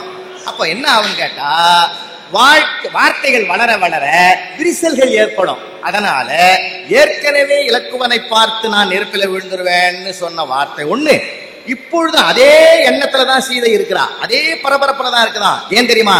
ஒரு குற்ற உணர்வு. இந்த இலக்குவனை பார்த்து நாம அநியாயமா அதர்மமா பேசிட்டோமே என்ற குற்ற உணர்வு அந்த அம்மாவுக்கு உறுத்திக்கிட்டே இருக்குது. அதனால்தான் அவசரமா இலக்குவா இடுகத்தி நெருப்பு மூட்டு அப்படின்னு அந்த அம்மா தான் அவசரமா சொல்லுதே தவிர ராமர் பாவம் நம்ம மாதிரிதான் ஆகும். அவருக்கு ஒண்ணுமே இல்லைங்க, பாவமா இருக்கிறாரு. என்ன சொன்னாரு? கண்ணில் கூறினார். ஏன் தெரியுமா? அவருக்கு தெரியுங்க, அவருக்கு தெரியும். ஒரு நாள் சீதையே, நான் மிதிலைக்கு நுழைகிற போது உன் கடைக்கண் பார்வை, கண் பார்வை என் மீது பட்டது. தூக்க முடியாத சிவதனுசுவை கூட நான் ஒடிப்பதற்கு காரணம் உன் கண் பார்வையின் சக்தி என்றால், இதோ என் கண் பார்வையின் சக்தியையும் நீ பார். இந்த நெருப்பு ஒன்றை ஒன்றும் செய்யாது என்று கண்ணில் கூறினான் என்று பிராட்டியின் கண்ணினுடைய மகத்துவத்தையும் பெருமானின் கண்ணின் மகத்துவத்தையும் கம்பன் இணையாக சொல்லுவதாக நீ நயம்பட எடுத்துக் கொள்ளக் கூடாதா? என்னம்மா, நம்ம எப்படி வேணாலும் பேசலாம் இல்ல? அப்ப இது ஒரு முற்றுப்புள்ளி வைக்கணும்னா பிராட்டிய ஒண்ணு செய்யாதுன்னு தெரியும் அவருக்கு. இந்த நெருப்பு இன்னும் நெருப்புல குதிப்பேன், நெருப்புல குதிப்பேன் ஒரு தடவை பார்க்கலாம், 2 தடவை பார்க்கலாம், சரி குச்சிட்டு வந்துட்டா அதோட முடிஞ்சு போச்சு கதை. நெருப்புல இருந்து இறங்கி வெளியே வந்துட்டாங்கன்னா பிரச்சனையே முடிஞ்சு போச்சு. அப்போ சீதா பிராட்டியினுடைய குற்ற உணர்வை அகற்றுவதற்காகவும் தாழ்வு மனப்பான்மை தூக்கி எறிந்து அவளை பலப்படுத்துவதற்காகவும் தான் ராமன் கண்ணில் கூறினான் என்கின்ற குற்றத்திற்கும் ஆளாகி நிற்கிறானே தவிர அவருக்காக அதை செய்யவில்லை என்பதை இந்த நீதிமன்றத்தில் பணிவோடு சொல்லி அமர்கிறேன். உட்காருங்க. அதாவது இப்ப என்ன பிரச்சனை வந்திருக்குன்னா, தீயில் இறங்கு என்று ராமன் சொன்னானா? இவர் கேட்டது. அவன் நெருப்பு மூட்டுன்னு சீதை சொன்ன போது இலக்குவன் செய்யலாமா கூடாதான்னு தயங்கிக்கிட்டு இருக்கும்போது இவன் கண்ணை காட்டி செய்டா அப்படின்னு சொன்னான் அப்படின்னு இந்த அம்மா சொன்னாங்க. அதானே இப்ப சொல்றது 3 விதம். எப்படி அக்னி பிரவேசம் 3 விதமோ அது மாதிரி சொல்றது 3 விதம். ஒன்று ப்ரப்போஸ் பண்றது, 2வது அப்போஸ் பண்றது, 3வது சப்போர்ட் பண்றது. அதுக்கு என்ன அர்த்தம் அப்படின்னு கேட்டீங்கன்னா, எப்பவும் இங்கிலீஷ்ல சொன்னோம்னா தமிழ்ல சொன்ன மாதிரி. அதுக்காக தான் நான் இங்கிலீஷ்ல சொன்னேன். ப்ரப்போஸ் பண்றதுன்னா, நீ தீயில குளிச்சுட்டு வாடி அப்படின்னு சொல்லியிருந்தா அது ப்ரப்போஸ் பண்றது. அவ குளிக்கிறேன் அப்படின்னு சொன்ன போது வேண்டாம் அப்படின்னு சொல்லியிருந்தா அது அப்போஸ் பண்றது. அவன் தீய அமைக்க போகும் பொழுது அப்படின்னா சப்போர்ட் பண்றது. இப்ப புரியுதுங்களா? அவன் ப்ரப்போஸ் பண்ணல, அப்போஸ் பண்ணல, ஆனா சப்போர்ட் பண்ணிக்கலாம்.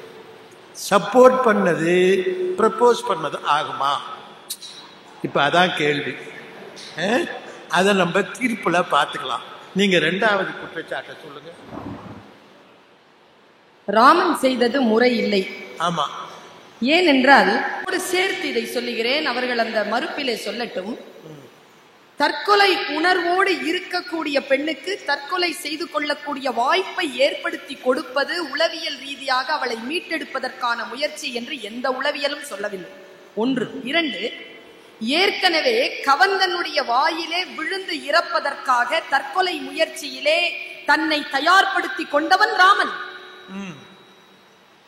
எந்தையும் பிரிந்தனன் தோகையும் பிரிந்தனள் எந்தையும் துஞ்சினன், இனி யாம் இவ்வெம்பழி சுமந்து உழல வேண்டலேன், இனி யாம் இதற்கு ஆமிடம் என்று சொல்லி கவந்தனுடைய வாயிலே விழுந்து இறப்பதற்கு தயாரானான் ராமன். என்றால் ராமன் கூட ஏற்கனவே ஒரு தற்கொலை முயற்சியில் இருந்திருக்கிறார்.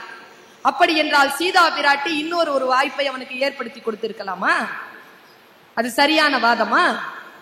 இன்னும் ஒன்று, முறை இல்லாமல் இதை அவன் செய்தான் என்பதை ஏன் சொல்லுகிறேன் என்றால், எந்த இடத்தில் அவளுக்கான அந்த அக்கினி பிரவேச நாடகம் நடந்தது, எந்த இடத்தில் அவளுடைய ஒழுக்கத்தை பற்றி பேசி இருக்கிறான் ராமன், எந்த ஒரு கூட்டம் பக்கத்தில் இருக்கிறதோ அந்த கூட்டத்திற்கு ஏற்கனவே சீதா பிராட்டி சிறப்பானவள், கற்பின் கனலி என்று தெரியும். தெரிந்த ஒரு கூட்டத்திற்கு முன்னால் அவளை அவமானப்படுத்தி அவள் தான் சிதையில் இறங்கி இறந்து போவதற்கான ஆயத்தத்தை அவளுக்கு ஏற்படுத்தி இருக்கிறான் என்றால் அது முறையான செயலா? உத்தரகாண்டத்திலே சுற்றி இருந்தவர்கள் அயோத்தி மக்கள். அயோத்தி மக்களுக்கு இவளுடைய கற்பின் திறன் பற்றி தெரியாது. ஆனால் யுத்த காண்டத்திலே இது நிகழ்ந்திருக்கிறது. யுத்த காண்டத்தில் இருந்தவர்கள் யார்? ஒன்று இலங்கை மக்கள், இன்னும் ஒன்று கிட்கிந்தை மக்கள். 2 பேருக்கும் கற்பின் கனலை இவள் என்று தெரிந்த பொழுது முறையற்ற செயலாக அவளை வேண்டும் என்று அவமானப்படுத்தக்கூடிய நிலையில் ஒரு ஆணிற்கான முன்னால் இருக்கக்கூடிய பெண்ணை அவமானப்படுத்தி காயப்படுத்துவதற்கான ஒரு முயற்சியாகத்தான் இந்த அக்னி பிரவேசத்தை ராமன் நிகழ்த்தி காட்டினான். அதனால் அவனுடைய செயல் முறையற்ற செயல் என்பது என் குற்றச்சாட்டு. தெரியாதவங்களுக்கு முன்னாலே திட்டினா அது பாதிக்காது, தெரிஞ்சவங்களுக்கு முன்ன திட்டினா அது பாதிக்கும். அதான் பாதிக்காது என்று நான் சொல்ல இல்லை ஐயா. அது மிகப்பெரிய பாதிப்பை ஏற்படுத்திய காரணத்தினால்தான் உத்தரகாண்டத்தில் அவளுக்கான அக்கினி பிரவேசம் நடந்த பொழுது மண் மாதா புலந்து சீதையை உள்வாங்கிக் கொண்டு ராமனுக்கு இனி மனைவி கிடையாது என்கின்ற நிலையில் அவனுக்கு தண்டனை வழங்கினாள் என்று உத்தரகாண்டம் சொல்லுகின்ற காரணத்தினால் அதற்குள் நான் போகாமல் நான் யுத்தகாண்டத்தில் நின்றேன். யுத்தகாண்டத்தில் நடந்த அக்கினி பிரவேசம் மாபெரும் குற்றமுடையது, அது முறையற்ற செயல். உங்களுக்காக அவன் உத்தரகாண்டத்துக்கு போகல, அதனால யுத்தகாண்டத்தோட நிறுத்தியாச்சு. இதுக்கு நீங்க என்ன பதில் சொல்றீங்க? அக்னி எனக்கு வழக்க புரியல. இப்போ இது அக்னி பிரவேசமே தப்புன்னாங்க, அப்புறம் இங்க செய்ய வேண்டிய அவசியம் என்னன்னாங்க. அப்ப அயோத்தியில செய்யலாமா? அதல்ல என்னுடைய வாதம். அக்கினி பிரவேசத்தை நீங்கள் அயோத்தியிலே நடத்துவது மாபெரும் குற்றம். அதுவும் நீங்கள் இலங்கையிலே நகழ்த்தியது முறையற்ற மாபெரும் குற்றம். அங்கே நடந்த குற்றத்திற்காக இயற்கை அவனுக்கு தண்டனை தந்தது. ஆனால் யுத்தகாண்டத்திலே அவன் நிகழ்த்தினானே, அதற்கு இன்னும் ராமனுக்கு எந்த தண்டனையும் வழங்கப்படவில்லை என்பதற்காகத்தானே நான் வழக்கை கொண்டு வந்திருக்கிறேன். நடுவர் அவர்களே, இந்த அக்னி பிரவேசம் என்பது ஒரு ராமனுக்கு தண்டனை நான் தரணுமா கூடாதான்னு நீங்க சொல்லணும். அதான் அவங்க சொல்லியிருக்காங்க. இல்ல இல்ல, எப்படி ராமனுக்கு நான் தண்டனை தரலாமா கூடாதான்னு நீங்க சொல்லணும். அதான் அவங்க சொல்லியிருக்காங்க. மாண்புமிகு நீதிபதி அவர்களே, அந்த அக்னி பிரவேசம் என்பது திட்டமிடாதது ஒண்ணு. இங்க நடக்கும் அங்க நடக்கும் ஏதாவது பிளான் பண்ணதா? அது திட்டமிடாதது சார், எதேச்சியா நிகழ்ந்த நிகழ்வு அது. ஓ, நான் மீண்டும் சகோதரிக்கு ஞாபகப்படுத்துறேன், அந்த அம்மாவுக்கு அப்படிப்பட்ட ஒரு ஆழ் மனதுல ஒரு பலவீன தற்கொலை முயற்சி, இப்படியாவது உயிரை விட்டுணுன்ற ஒரு எண்ணம் இருக்குது. அதனால்தான் தன்னை பார்த்து கணையாழியை கொடுத்து ராமபிரானையே தரிசித்த மாதிரி ஒரு தெம்பு பெற்ற பிறகு கூட அந்த அம்மா என்ன சொல்லுது, இன்னும் 1 மாசம் தான் நான் காத்திருப்பேன், அதுக்குள்ள வந்து அவர் மீட்டுக்கிட்டு போகலன்னா நான் உயிர் திறந்துருவேன். திரும்ப திரும்ப ஒரு மனநோயாளி போல அந்த அம்மா இந்த வார்த்தைகளை சொல்றதுனால அதற்கு ஒரு முற்றுப்புள்ளி வைப்பதற்கு ஒரு வைத்தியம் தான் இந்த அக்னி பிரவேசமே தவிர, இப்போ ஆபரேஷன் பண்ற டாக்டர் என்ன பண்ண முடியும்? மாயமந்திரமா போட முடியும்?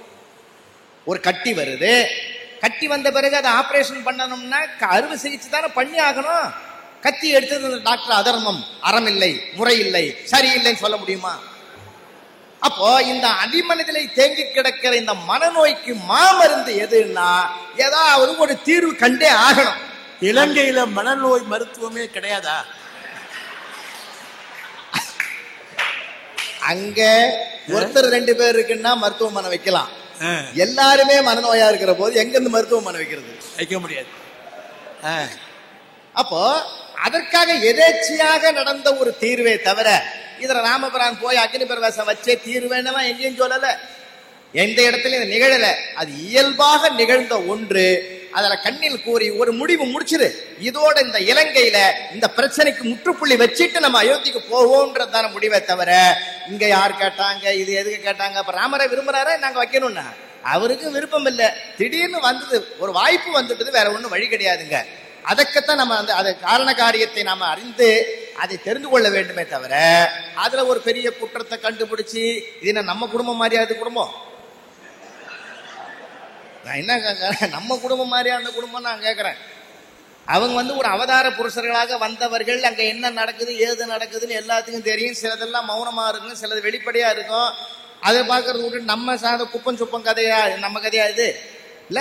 25வது வெள்ளி விழா கொண்டாடுறான் ஒருத்தன், பெரிய ஸ்டார் ஹோட்டல்ல கொண்டாடுறான், அமைதியா இருக்கிறான். 25 வருஷத்துல கணவன் மனைவி சண்டை வந்துதான் கேட்கிறாரு ஒரு நிருபர். எங்க வாழ்க்கையில சண்டை வந்ததே கிடையாதுன்னா ஒரு முறை கூட வந்தது கிடையாது. அப்பா இப்படிப்பட்ட ஒரு தம்பதி உலகத்திலே கிடையாதுறான்னா. எப்படின்னா அதை நீ தெரிஞ்சுன்னா போதும்னா.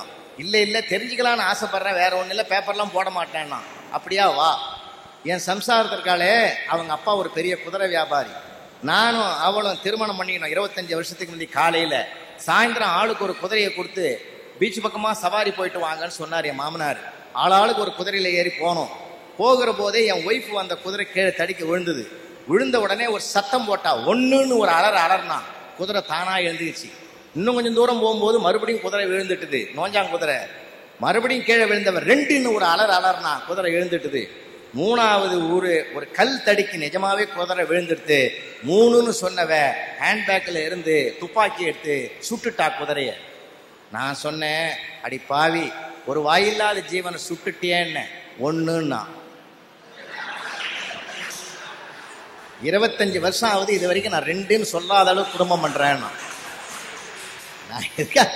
அந்த மாதிரி ஒரு நெருக்கடிலாம் அங்க இல்லம்மா, நெருக்கடியே கிடையாது. நீங்க சொன்னீங்களே ராமனுக்கு பலவீனமா இருந்து அவரு தற்கொலைக்கு போகல, இது என்னமா நம்ம கட்சிக்காரன் பேசுற மாதிரி இருக்குது.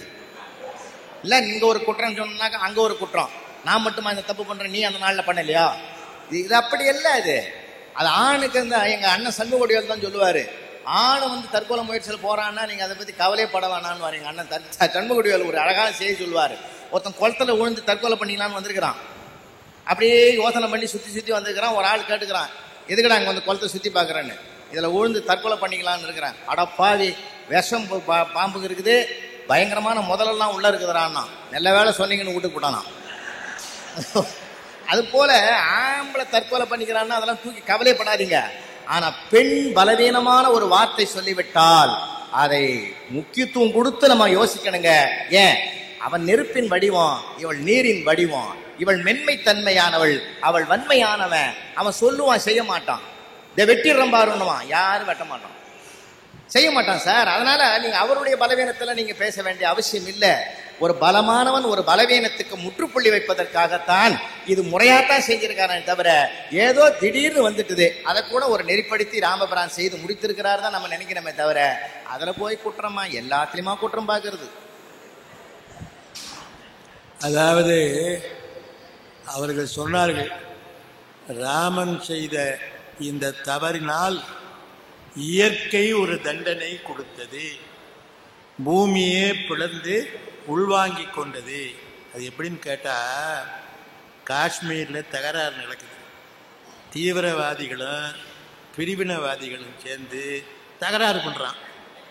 முதலமைச்சரால் ஒன்றும் பண்ண முடியல. அது மற்ற ஊர் முதலமைச்சருக்கெல்லாம் ரொம்ப அமைதி. காஷ்மீரில் முதலமைச்சராக இருக்கிறது ரொம்ப கஷ்டம். அவராலையும் ஒன்றும் பண்ண முடியல. இராணுவம் சுடுவானே தவிர அவனாலையும் ஒன்றும் பண்ண முடியல.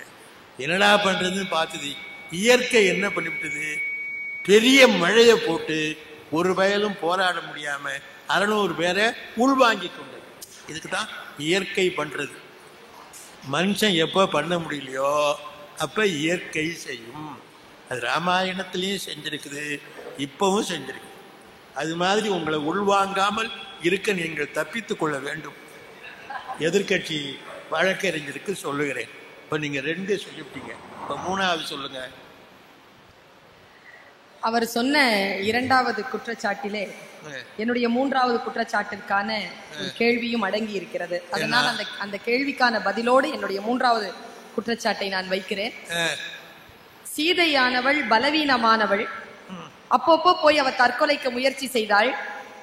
ஒரு நாளை குறித்தால் அந்த நாட்டிற்குள் வரவில்லை என்றால் நான் தீக்குளிப்பேன் என்று சொன்னாள். அப்படி அவள் சொன்ன காரணத்தினால் அவளுக்கு இது நிகழ்த்தப்பட்டது என்று அவர் சொன்ன வாதம் உண்மையிலேயே எனக்கு ஒரு என்ன ஒண்ணு புரியலன்னா, சாதாரணமாவே ஆண்களுக்கு பெண்மொழி புரியாது.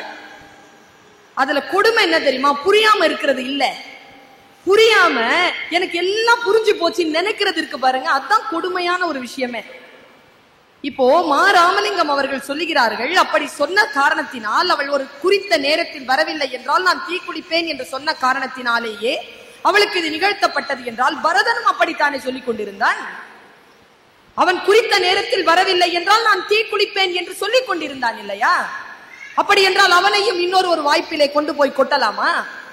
அது பிழையான கருத்து. இன்னொரு ஒன்று சொன்னார்கள், இது திட்டமிடவில்லை, இது எதேச்சையாக நிகழ்ந்தது. நான் இந்த கருத்தை மறுக்கிறேன். இது திட்டமிட்டு நடந்தது. வீடணனை பார்த்தவுடன் தேவியை சீரோடும் தாய் என்று கேட்ட அந்த கேள்விக்கு பின்னால் மாபெரும் திட்டமிடல் இருக்கிறது. என்ன காரணம் என்றால், எதேச்சையாக வந்தது என்றால் பேச்சு முற்றி வரும். சாதாரண பேச்சு முத்துச்சுன்னா பிரச்சனை வருங்க. பேச்சே கிடையாது. கண்ணில் பார்த்த அடுத்த வினாடியில் நீங்கள் சண்டையை ஆரம்பிக்கிறீர்கள் என்றால் அது ஏற்கனவே மனதிலே கனன்று கொண்டிருக்கக்கூடிய திட்டமிட்ட செயல். ஒருத்தன் வீட்டுக்குள்ள நுழைஞ்சான். ஏய் கதவை தர அப்படின்னா கதவை திறந்தா அந்த அம்மா, ஏய் அதை ஆரம்பிக்கிறதுக்குள்ள டிவியை போடுது. அந்த அம்மா டிவியை போட்டுச்சு. ஏய் அதை ஆரம்பிக்கிறதுக்குள்ள காபி கொண்டு வா. அந்த அம்மா காபி கொண்டு வந்துச்சு. ஏய் அதை ஆரம்பிக்கிறதுக்குள்ள ஷூவை கழட்டுச்சு. அந்த அம்மா கோவம் வந்துருச்சு. என்னையா அது ஆரம்பிக்கிறதுக்குள்ள டிவி போடு, அது ஆரம்பிக்கிறதுக்குள்ள காஃபி கொண்டு, அது ஆரம்பிக்கிறதுக்குள்ள ஷூவை கழட்டு, தொலைச்சிருவன் தொலைச்சின்னுச்சு. உடனே இவர் அமைதியா சொன்னார், அது ஆரம்பிச்சிருச்சின்னு. சில பேர் திட்டமிட்டே முன்னால இருக்கிற ஆட்களை தூண்டுவார்கள். பார்த்திருக்கீங்களா? என்னுடைய வீட்டு தெருவுலங்க ஒரு அம்மா தீக்குளிச்சு இறந்து போச்சு. அது எப்படி இறந்துச்சுன்ற கேஸ் ஸ்டடியில அந்த போலீஸ் விசாரணையில தெரியுதுங்க. அவர் சொல்லி இருக்கிறாரு, அவளெல்லாம் ஒன்னும் சொல்லாதரா, அத பார் அது ஓரத்துல ஒரு டின்னு வச்சிருக்கு, அதுல பெட்ரோல் இருக்கு, அது எடுத்து தலையில போட்டு அது தீ வச்சுக்க போது பாரு, எதுக்கு நீ அதெல்லாம் அவகிட்ட பேசுறேன்னு நான் பாருங்க. நேரா போனா திறந்தா குளிச்சா தீ குளிச்சா செத்து போயிட்டா. எங்கே எப்பொழுது அடித்தால் விழுவார்கள் என்று தெரிந்து கொண்டு திட்டமிட்டு செய்கின்றது இருக்கு இல்லையா, அதுதான் முறையற்ற செயல், அதுதான் அறமற்ற செயல், அதுதான் சரியில்லாத செயல் என்று நான் சொல்ல வருகிறேன். ராமன் செய்தது சரியில்லாத செயல். எப்படி? சீதையை பார்க்கின்ற வரைக்கும் அவன் எப்படி இருந்தான்? அனுமனிடத்தில் என்ன பேசினான்? அவன் சுக்ரீவனிடத்தில் எப்படி புலம்புகிறான்? கூட இருக்கின்றவர்களிடத்தில் எல்லாம் எவ்வளவு காதல் மொழிகளை அந்த பெண் குறித்து பேசுகிறான். அந்த பெண்ணை பார்த்த மாத்திரத்தில் அவள் வருகிறாள், சீரோடும் தாய் என்று பேசுகிறான். சீரோடும் தாய் என்று நேராக வந்த விபீடனன் சொல்லுகிறான், இவளை அலங்கரியுங்கள் என்றவுடன் மறுக்கிறாள் என் தாய். இல்லை, நான் சீரோடும் அணிய மாட்டேன், என்னுடைய எந்த அலங்காரத்தையும் நான் செய்ய மாட்டேன், இந்த உலகம் என் இருப்பை பார்க்கட்டும் என்று மறுக்கிறாள் அந்த பெண். விட்டீர்களா? வீடனன் சொல்லுகிறான், இல்லை, பாட்டு இருக்கிறது, ராமபிரானினுடைய குறிப்பு ஒன்று இதில் இருக்கும் காரணத்தினால் நீங்கள் சீதையை, இந்த தேவியை சீரோடும் தாருங்கள் என்ற பொழுதுதான் தேவ பெண்கள் எல்லாம் அந்த பெண்ணை அலங்கரிக்கிறார்கள். தான் எந்த நிலையில் இருந்தோமோ அந்த நிலையில் அவள் நின்று இருந்தால் இந்த உலகம் ராமனை குற்றவாளியாக கண்டிருக்கும். அவள் அலங்கார பூஷதையாக நின்ற பொழுது அந்த பெண்ணை அவமானப்படுத்துகின்ற வகையிலே பார்த்த உடனேயே ஊந்திரம் உவந்து இருந்தன. இதுதான் முதல் வார்த்தை. தன் மனைவியை இத்தனை மாத காலம் பார்க்காமல் முதலில் பார்த்து பேசிய இந்த பேச்சு சரியில்லாத பேச்சாக இருக்கக்கூடிய காரணத்தினால் இந்த பேச்சும் இந்த செயல்பாடும் இந்த ஏற்கனவே திட்டமிடுதலும் தான் சீதையை தீக்குளிக்க வைத்தது. இந்த தீக்குளிக்க வைத்த இந்த செயல் சரியில்லை என்பது என் மூன்றாவது வழக்கு. வணக்கம். அதாவது ராமன் ப்ரொவோக் பண்ணான்னு சொல்றாங்க, தூண்டினான். அவ எப்படியாவது தீயில இறங்கணும்னு இவன் தூண்டினான். தூண்டுவதும் திட்டமிடுவதும் ஒன்று. இது என்ன சொல்றீங்க நீங்க? இதுக்கு நீங்க என்ன சார் சொல்றீங்க? மாண்புமிகு நீதிபதி அவர்களே, அதுல நெருப்பு சோதனைக்கும் அந்த திட்டமிடலுக்கும் அதுக்கும் சம்பந்தமே இல்லை. அது சரி. அவங்க சொன்ன அந்த விபீஷணனுக்கும் சீதைக்கும் நடந்த சீரோடும் தாய் என்ற ஒரு உரையாடல் அடுத்த ஆண்டு வழக்காடு மன்றத்துக்கு தலைப்பா வைக்கலாமே தவிர, இப்ப இந்த நெருப்பு சோதனைக்கும் அதுக்கும் எது விதமான திட்டமிடல நம்ம ரொம்ப ஆழமா போக வேண்டிய அவசியமே இல்லைங்க. மூணாவது, என்னுடைய கருத்து என்னன்னா, நெருப்பு சோதனை வைத்து விட்ட பிறகு அதனால எந்த விதமான பாதிப்பும் சீதைக்கு ஏற்பட்டதாக கம்பராமாயணத்துல இடம் இல்லை. கம்பர் இதுவரைக்கும் சொல்லாத ஒரு அருமையான உயர்ந்த வார்த்தையை தான் போடுறார். ஒவ்வொரு கதாபாத்திரத்திற்கும் ஒவ்வொரு அடைமொழியை சொல்லி வருகிற மகிழக்கூடிய கம்பன் நெருப்பு சோதனை முடிந்த பிறகு பிராட்டியை பார்த்து கற்பின் கனலி என்கிற ஒரு அருமையான வார்த்தையை கொடுத்து அங்கே பெருமைப்படுத்துவதாகத்தான் ராமாயணம் நமக்கு சொல்லுகிறது. உலகத்திலேயே பிராட்டிக்கு எவ்வளவு பெருமை கூடுகிறது என்றால், உலகத்தில் இருக்கக்கூடிய அத்தனையும் சுடுகிற ஆற்றல் அக்னிக்கு உண்டு. ஆனால் சீதை அதிலே இறங்கிய பிறகு கற்புத்தீயே அக்னி தேவனை சுட்டுவிட்டது. அந்த அக்னி தேவன் ஓடி வந்து ராமனை சரணடைந்தான் என்று ராமாயணம் எடுத்து சொல்லுகிற போது பிராட்டியின் பெருமை அங்கே பிரகாசிக்கக்கூடியதாக இருக்கிறது. ஒரு பொன்னை கூட நெருப்பிலே இடையிடத்தான் அதனுடைய பிரகாசம் தெரிவது போல இந்த இடத்தில் அந்த நெருப்பு சோதனையை உருவாக்கி கொண்டதும் சீதைதான். அதிலே செயல்படுத்துவதற்கு தன்னை ஆட்படுத்திக் கொண்டதும் சீதைதான். செயல்படுத்தி வெற்றி பெற்றதும் சீதைதான் என்பதனாலே இடையிலே இருக்கக்கூடிய ராமபிரானுக்கு எந்த விதமான கட்டளையும் இடவில்லை, எந்த விதமான செயல்களிலும் அவர் செயல்படவில்லை. அவருக்கும் அறமல்லாத செயலுக்கும் முறையில்லாத செயலுக்கும் சரியில்லாத செயலுக்கும் ராமனை இங்கு கொண்டு வந்து குற்றவாளி கூண்டிலே தயவு செய்து நிறுத்த வேண்டாம் என்று இந்த நீதிமன்றத்தை பணிவோடு கேட்டுக்கொண்டு, எந்த சூழ்நிலையிலுமே ஒரு ஆணினுடைய தன்மையையும் பெண்ணினுடைய தன்மையையும் சீர்தூக்கி பார்த்து உளவியல் நெறிப்படி இந்த நீதிமன்றம் ராமனை காப்பாற்றும் என்ற நம்பிக்கையோடு விழுப்புரம் கம்பன் கழகத்துக்கு நன்றியை சொல்லி இதுவரை கேட்டு பெருமைப்படுத்திய சுவஞர்களாகிய உங்களுக்கும் என்னுடைய இதயங்கலந்த நன்றியை வணக்கத்தையும் தெரிவித்துக் கொண்டு நிறைவு செய்கிறேன். நன்றி, வணக்கம். பெரியோர்களே, 3 விதமான பார்வை. முதல் பார்வை, தன் மனைவி என்றும் பார்க்காமல், ஒரு பெண் என்றும் சிந்திக்காமல், பொதுவிலே ஒரு பெண்ணை கணவனாக இருக்கிறவனே கண்மூடித்தனமாக திட்டுவது அறமல்ல. இது முதல் குற்றச்சாட்டு. கிங் லியர்னு ஒரு நாடகம் இருக்கு, ஷேக்ஸ்பியர் எழுதினது. அதில் லீயருங்கிறவன் ஒரு ராஜா. அந்த ராஜா தன்னுடைய சபையில் உக்காந்துருக்கான். அவனுக்கு 3 பொண்ணு. இந்த 3 பொண்ணுகிட்டையும் ஒரு கேள்வி கேட்டான். நீங்கள் யார் மீது முதன்மையான அன்பு செலுத்துகிறீர்கள் அப்படின்னு கேட்டான். அவனுக்கு ஒரு ஆசை. ஒரு பொண்ணு சொன்னா, உங்க மேலதான் எனக்கு முதன்மையான ஆசை, அன்பு, அப்புறம்தான் என் கணவன் மேல அப்படின்னு அவ சொன்னான். அவ வேணும்னே அப்படி சொல்றான். அப்பாவுக்கு இப்படி சொன்னாதான் பிடிக்கும்னு எனக்கு சொல்லிவிட்டான். சரி, 2வது பொண்ணை கேட்டான். அக்கா போன வழியிலேயே போறதுதான் நல்லதுன்னு அவளுக்கு மனம் சொல்லிச்சு. நானும் அப்படிதான்ட்டான். 3வது பொண்ணு சொன்னா, என் கணவன் மீதுதான் முதன்மையான அன்பு, அப்புறம்தான் அப்பாவாகிய உங்கள் மேல அன்புன்னா. அதானே ஒரு மனைவியாக போன பிறகு ஒரு பெண்ணுக்கு இருக்கக்கூடிய நிலை. அது உண்மை. ஆனா ராஜா என்ன பண்ணா, போ வெளியே, நீ எனக்கு பெண் இல்லை, என் ராஜ்யத்தில் உனக்கு பங்கு இல்லை அப்படின்ட்டான். ஏன் இப்படி சொன்னா?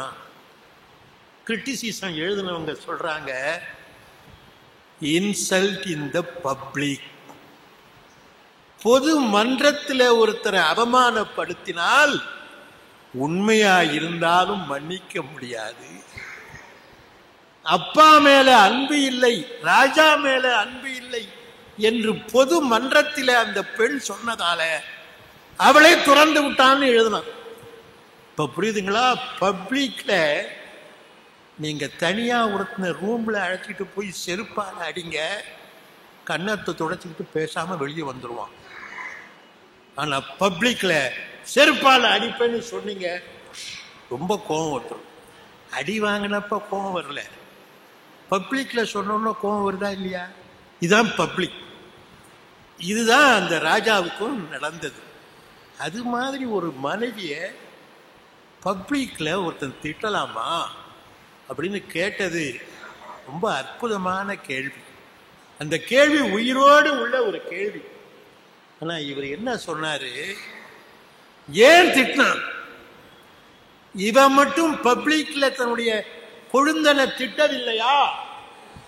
அது எங்க பப்ளிக் காட்டுல தான் நடந்தது. பப்ளிக்னா பெரிய கூட்டமா இருக்க வேண்டியல, நாமும் இன்னொருத்தனும் இருந்தா பப்ளிக். சொல்றீங்களா? அவ என்ன சொன்னா, நீ என்னை பெண்டாள நினைக்கிறாய் என்ற பொருள்படும்படியாக பேசினார். அப்படி அவனை பேசியது குற்றம் என்று அவளுக்கு உணர வைக்க வேண்டும் என்று ராமன் திட்டினான். இவர் சொல்றார். இத சீதையே சொல்றா, என் மஞ்சனை வைது பின் வழிகொள்வாய் என நஞ்சனையால் நகம் புகுந்த நங்கை நான், என் கொழுந்தனை நான் திட்டின குற்றவாளி என்று சீதையே சொல்லுகிறாள். ஆனா அவன் மனசுக்குள்ள சொன்னான், ராமனுக்கு தெரியாது. தனக்குள்ள நினைச்சா, ஏன் எனக்கு இப்பேற்பட்ட துன்பம் வந்தது, என்னுடைய கொழுந்தனை மனசார நான் திட்டினேன், எனக்கு துன்பம் வந்தது அப்படின்னு நினைக்கிறார். நினைச்சது ராமனுக்கு தெரியாது. அதனால்தான் ராமன் என்ன பண்றான், இவன் நினைக்கவில்லை போல் இருக்கும்னு சொல்லி திட்டினான். அவனும் ஒரு சாதாரண மனுஷன்தான். அவன் அவதார புருஷனாக இருந்தாலும் மனிதன் என்ற சட்டையை போட்டுக்கொண்டு நிற்கிறவன். நம்ம போலதான் அவனும் இருந்திருப்பான். அவனை அறியாமல் சில தெய்வீக உணர்வுகள் அவனுக்கு வருமே தவிர, சாதாரண அவன் நம்ம மாதிரி தான். அவன் அழுதான், தூக்கு மாட்டி செத்து போடுவேன்னு சொன்னான், இதெல்லாம் உண்மைதான். ஆனா அவனை அறியாமல் சில அற்புதங்கள் நடக்கும். அது எப்படி? அவன் வில்ல இப்படி வளைச்சு அம்பு போட்டாங்க, வில்ல உள்ள நான் அருந்து போச்சு. என்ன நினைப்பான்? அருந்து போச்சு, வேற நான் குடுறா. இதுதானே கேட்கணும், இதானே இயற்கை. அவன் கேட்கவும் இல்லை, யாரும் கொடுக்கவும் இல்லை. இப்படி பார்த்தான், வானத்திலிருந்து ஒரு வில்லு வந்தது, பிடிச்சுக்கிட்டான். எப்படி வந்ததுன்னு நினைச்சானோ, நினைக்கல. இதுதான் அற்புதம். அவதாரத்துக்கு நடக்கக்கூடிய தெய்வீக செயல்கள் இதுதான். காரைக்காலம்மையா 2 மாங்கனியில ஒரு மாங்கனிய அடியார்களுக்கு அன்னமா கொடுத்துட்டா. இன்னொன்னு எங்கன்னு கேட்டான் கணவன். என்ன பண்றதுன்னு அவளுக்கு தெரியல. ரூமுக்கு போனா அவர் கடவுள்கிட்ட கேட்கவே இல்லை, இன்னொரு கனி கொடுன்னு கேட்கல. சும்மா நின்னா கையில ஒரு கனி வந்துட்டு. ஒரு மனித பெண்ணுக்கே கடவுள் இரக்கமாக ஒரு வரம் தருகிறார் என்றால், அவதார புருஷனுக்கு வில் ஒடிஞ்சு போனா ஒரு வில் வர்றது பெரிய விஷயமா? அது வந்துடுது. அதனால ராமன் சாதாரண மனிதனை போலத்தான் நடந்தான். வான்மீகியை பார்த்தால் அவன் வெறும் மனிதன் என்றுதான் இருக்கிறது. கம்பனை பார்க்கும் பொழுதுதான் தெய்வீக மனிதன் என்று தெரிகிறது. ஆகையினாலே இவளை திட்டினால், இவள் திட்டிய அந்த உணர்வு தப்பு என்று அவளுக்கு படும் என்று அவன் திட்டியிருக்கலாம். ஆனா கொஞ்சம் குறைச்சலா திட்டியிருக்கலாம். படிச்சு பார்த்தா நமக்கே கஷ்டமா இருக்கு. இப்படியெல்லாம் மனைவிய பொது சபையில ஒருத்தன் திட்டினான் என்று நம்ம ஜீரணிக்க முடியவில்லை. அப்படி அவன் திட்டும்படி ஏன் கம்பன் எழுதினான்? நமக்கு தெரிகிறது, கம்பனுக்கு தெரியாதா? எல்லாரும் வருந்த வேண்டும், ராமனை குற்றமாகவும் நினைக்க வேண்டும் என்றுதான் இப்படி திட்டியிருக்கிறான், திட்ட செய்திருக்கிறான். இது முதல் குற்றச்சாட்டு. அவன் திட்டினது தப்பு தான், ஆனால் திட்ட நினைச்சதுக்கான காரணம் தப்பு இல்லை. இவ்வளவுதாங்க முதல் விஷயம். 2வது விஷயம், முறை அல்ல. அவன் அவளை பற்றி எல்லாருக்கும் பெருமையா தெரிஞ்ச இடத்துல அவன் இந்த மாதிரி செய்தது முறையல்ல அப்படின்னு சொல்றாங்க. செய்ய வேண்டியதை எங்க செஞ்சாலும் முறைதான். அதை பத்தி அது தப்பு கிடையாது. இந்த இடத்துல செஞ்சா ரைட்டு, அந்த இடத்துல செஞ்சா தப்புன்னு ஒண்ணு கிடையாது. ஒரு செயல் தவறா சரியான்னு தான் பார்க்கணுமே தவிர இடம் சரியா தவறான்னு பார்க்க முடியாது. அதனால 2வது விட்டுடுவோம். 3வது தான், அவன் மனசுல திட்டமிட்டு தான் தீயில இறங்க செய்திருக்கிறான் என்ற சரியில்லை என்ற 3வது குற்றச்சாட்டு. மனசுல நினைச்சிருக்கிறான். உள்ளபடியே ராமன் மனதில் அப்படி நினைச்சிருந்தா அவன் ராமன் இல்லை. ராமன் மாதிரி ஒரு பெரிய அவதார புருஷன் தன் மனைவியை தீயில் இறக்க வைக்க வேண்டும் என்று நினைத்திருந்தால் அவன் ராமனாக இருக்க முடியாது. சர்வ சாதாரண மனிதனை விட தாழ்வாதான் இருக்க முடியும். ஆனா நினைச்சிருக்கான்னு சொல்றாங்களே அப்படின்னு கேட்டா, இந்த இடத்துல நாம் ஒரு விஷயத்தை பார்க்கணும். அதாவது பொசிஷன், பழைய காலத்து கதையை பழைய காலத்து பார்வையில் தான் பார்க்கணும். அந்த காலத்து கதையை இந்த காலத்து கருத்தோடு பார்க்க கூடாது. பார்த்தா தப்பாக வரும். இப்போ மனைவியோடு போயிட்டு இருக்கிறோம், ஒருத்தன் மனைவியை மட்டும் பார்க்குறான், நமக்கு என்னமா இருக்கும்? இவன் ஏன் பார்க்குறான்? அவன் பார்த்ததை இவன் எப்படி ஒத்துக்கலாம்? இவன் உடனே என்ன பண்ணியிருக்கணும்? ஏன்டா பார்க்குறேன் அப்படின்ல கேட்டிருக்கணும். இவன் ஏன் கேட்கல? அப்படிங்கிற மாதிரியான ஒரு உணர்ச்சி எல்லா ஆண்மகனுக்கும் வரும். வந்தாதான் அவன் ஆண்மகன்னு அர்த்தம். எவன் வேணாலும் பார்க்கணும்னு பேசாமல் இருந்தான்னா சம்திங் ராங் வித் ஹிம்னு அர்த்தம். அதாவது பொசிஷன் அல்ல. ராதாகிருஷ்ணன் சொல்லுவார், பையில பேனா இருக்கு, ஒருத்தன் கேட்டால் கொடுக்கலாம், அதுவும் இப்போ கொடுக்க மாட்டேங்கிறான், கவரை வச்சுக்கிட்டு தான் கொடுக்குறான் பேனாவை. ஏன்னா மூடி இல்லாமலாவது அந்த பேனா வச்சுக்கிட்டோம், மூடி நம்மக்கிட்ட இருக்கட்டும்னு வச்சுக்கிறான், நம்பிக்கை இல்லாமல். இதுக்கு உடைமைன்னு பேர். பையில் இருக்கிற பேனாவை ஒருத்தன் கேட்கலாம், கேட்ட பேனாவை ஒருத்தன் கொடுக்கலாம், அதுக்கு உடைமைன்னு பேர். அதே மாதிரி ஒரு ஸ்கூட்டர் இருக்குது, ஒருத்தன் கேட்கலாம், கேட்டவனுக்கு கொடுக்கலாம், அதுக்கும் உடைமைன்னு தான் பேர்.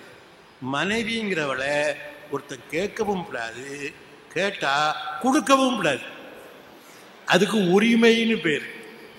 இந்த உலகத்திலேயே ஒருத்தன் தான் கேட்டான், ஒருத்தன் தான் மனைவியை கொடுத்தான். கேட்டவன் சிவபெருமான், கொடுத்தவன் இயற்பகை நாயனர். இந்த வரை அதிசயம்தான் நடந்திருக்க முடியுமே தவிர ஒரு கணவன் மனைவியை இழக்க இன்னொருத்தனுக்கு கொடுக்க சம்மதிக்க மாட்டான். அதற்கு என்ன காரணம்? கணவன் என்ற தன்மை. அந்த தன்மை எதிலே தெரியும்?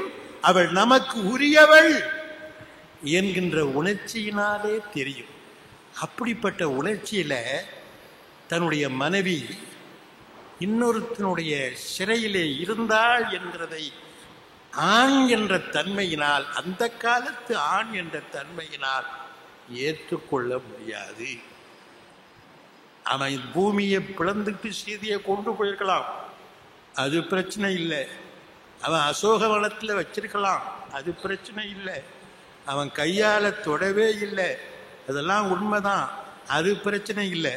என்ன இருந்தாலும் ராத்திரி 12 மணிக்கு கூட அசோகவனத்தில் சீதையை ராவணன் பார்த்தானா இல்லையா? அதை இல்லைன்னு மறுக்க முடியுமா? பார்த்துருக்கான்ல.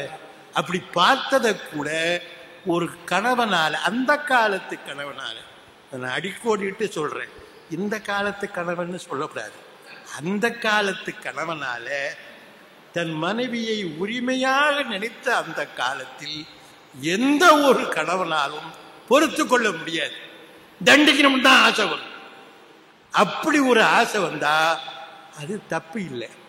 அப்படி ஆசை வர்றது கூடாது, வந்தா தப்பு இல்லை, வரத்தான் செய்யும். அதான் இயற்கை. உலகத்திற்காக அப்படி வரும். அதாவது இன்னொரு பழமொழி உண்டு, சீசருடைய மனைவி கற்பிழந்தவள் என்று நினைக்க கூடாது அப்படின்னு ரோம் நாட்டில் ஒரு பழமொழி உண்டு. சீசர்ஸ் ஒய்ஃப், அவனுக்கு மன்னனுடைய மனைவின்னு சொன்னா அவ கற்புடையவதான். அவ கற்பு உடையவளா இல்லையான்னு ஆராய்ச்சி கூட பண்ணப்படாதுன்னு எழுதி வச்சுக்கிறான். எந்த நாட்டில்? கண்ணகி பிறந்த நாட்டில் இல்லை, கண்ணகி மாதிரி ஒருத்தி பிறக்கவே முடியாத நாட்டிலேயே இதைத்தான் எழுதியிருக்கிறான். அப்ப என்ன அர்த்தம்? தன் மனைவியை இன்னொரு ஆண்மகன் நேசிக்க கூடாது, பார்க்க கூடாது, தொடக்கூடாது என்றெல்லாம் உரிமை உள்ள ஒரு காலம். அப்படிப்பட்ட ஒரு காலத்துல ராமன் பிறந்திருக்கிறான். இந்த காலத்துல ராமன் பிறந்திருந்தா இப்படிலாம் செஞ்சிருக்க மாட்டான், சரிதான் போ அப்படின்னு விட்டுருப்பான். அந்த காலத்துல பிறந்தவன் ஆகையினால் அவன் அப்படித்தான் நினைக்க முடியும். ஒரு செயலுக்குத்தான் சட்டத்தினாலே தண்டிக்க முடியும், மனசினால செய்த செயலுக்கு சட்டத்தினால் தண்டிக்க முடியாது. அந்த ஒரு பொண்ணை நான் பார்க்கிறேன், விரும்புறேன், என் மனசால தண்டிக்க முடியுமா? முடியாது. நான் தொட்டுட்டா தண்டிக்கலாம், உடம்பினால் செய்வதை தண்டிக்கலாம், மனசினால் செய்வதை தண்டிக்க முடியாது. ஆகையினால் ராமன் அந்த காலத்து மனோ இயல்பின்படி தன் மனைவியை இன்னொருத்தன் சிறையில் இருந்தவள் என்ற நினைப்பில் உலகமெல்லாம் அவளை பழிக்குமோ என்ற ஒரு மனோ இயல்பு அவனுக்கு வந்திருக்குமானால் அந்த காலத்து இயற்கையின்படி அது தவறு இல்லை. ஆகையினால் ராமன் குற்றவாளி இல்லை. ஏனென்றால் அவனே தீயில் இறக்கிய பிறகும் சீதை தீயில் இறங்கி சுத்தமாகி வந்ததனாலே நிச்சயமாக அவளும் குற்றவாளி இல்லை, அவனும் குற்றவாளி இல்லை. குற்றமில்லாத குற்றவாளி இல்லை, குற்றத்தோடு கூடிய குற்றவாளி என்கிற நிலையிலிருந்து நான் அவனை மாற்றுகிறேன். மனோ இயல்பிலே அப்படித்தான் இருக்க முடியும் என்று சொல்லி வாய்ப்புக்கு நன்றி தெரிவித்து விடை பெறுகிறேன். மணி முடிந்து விட்டது. 9:30 முடிக்கணும். நான் 9:30 முடிச்சாச்சு. இந்த தகவல் உங்களுக்கு பிடிச்சிருந்தா லைக் பண்ணுங்க, உங்க ஃப்ரெண்ட்ஸுக்கு ஷேர் பண்ணுங்க, மறக்காம எங்க சேனலுக்கு சப்ஸ்கிரைப் பண்ணுங்க.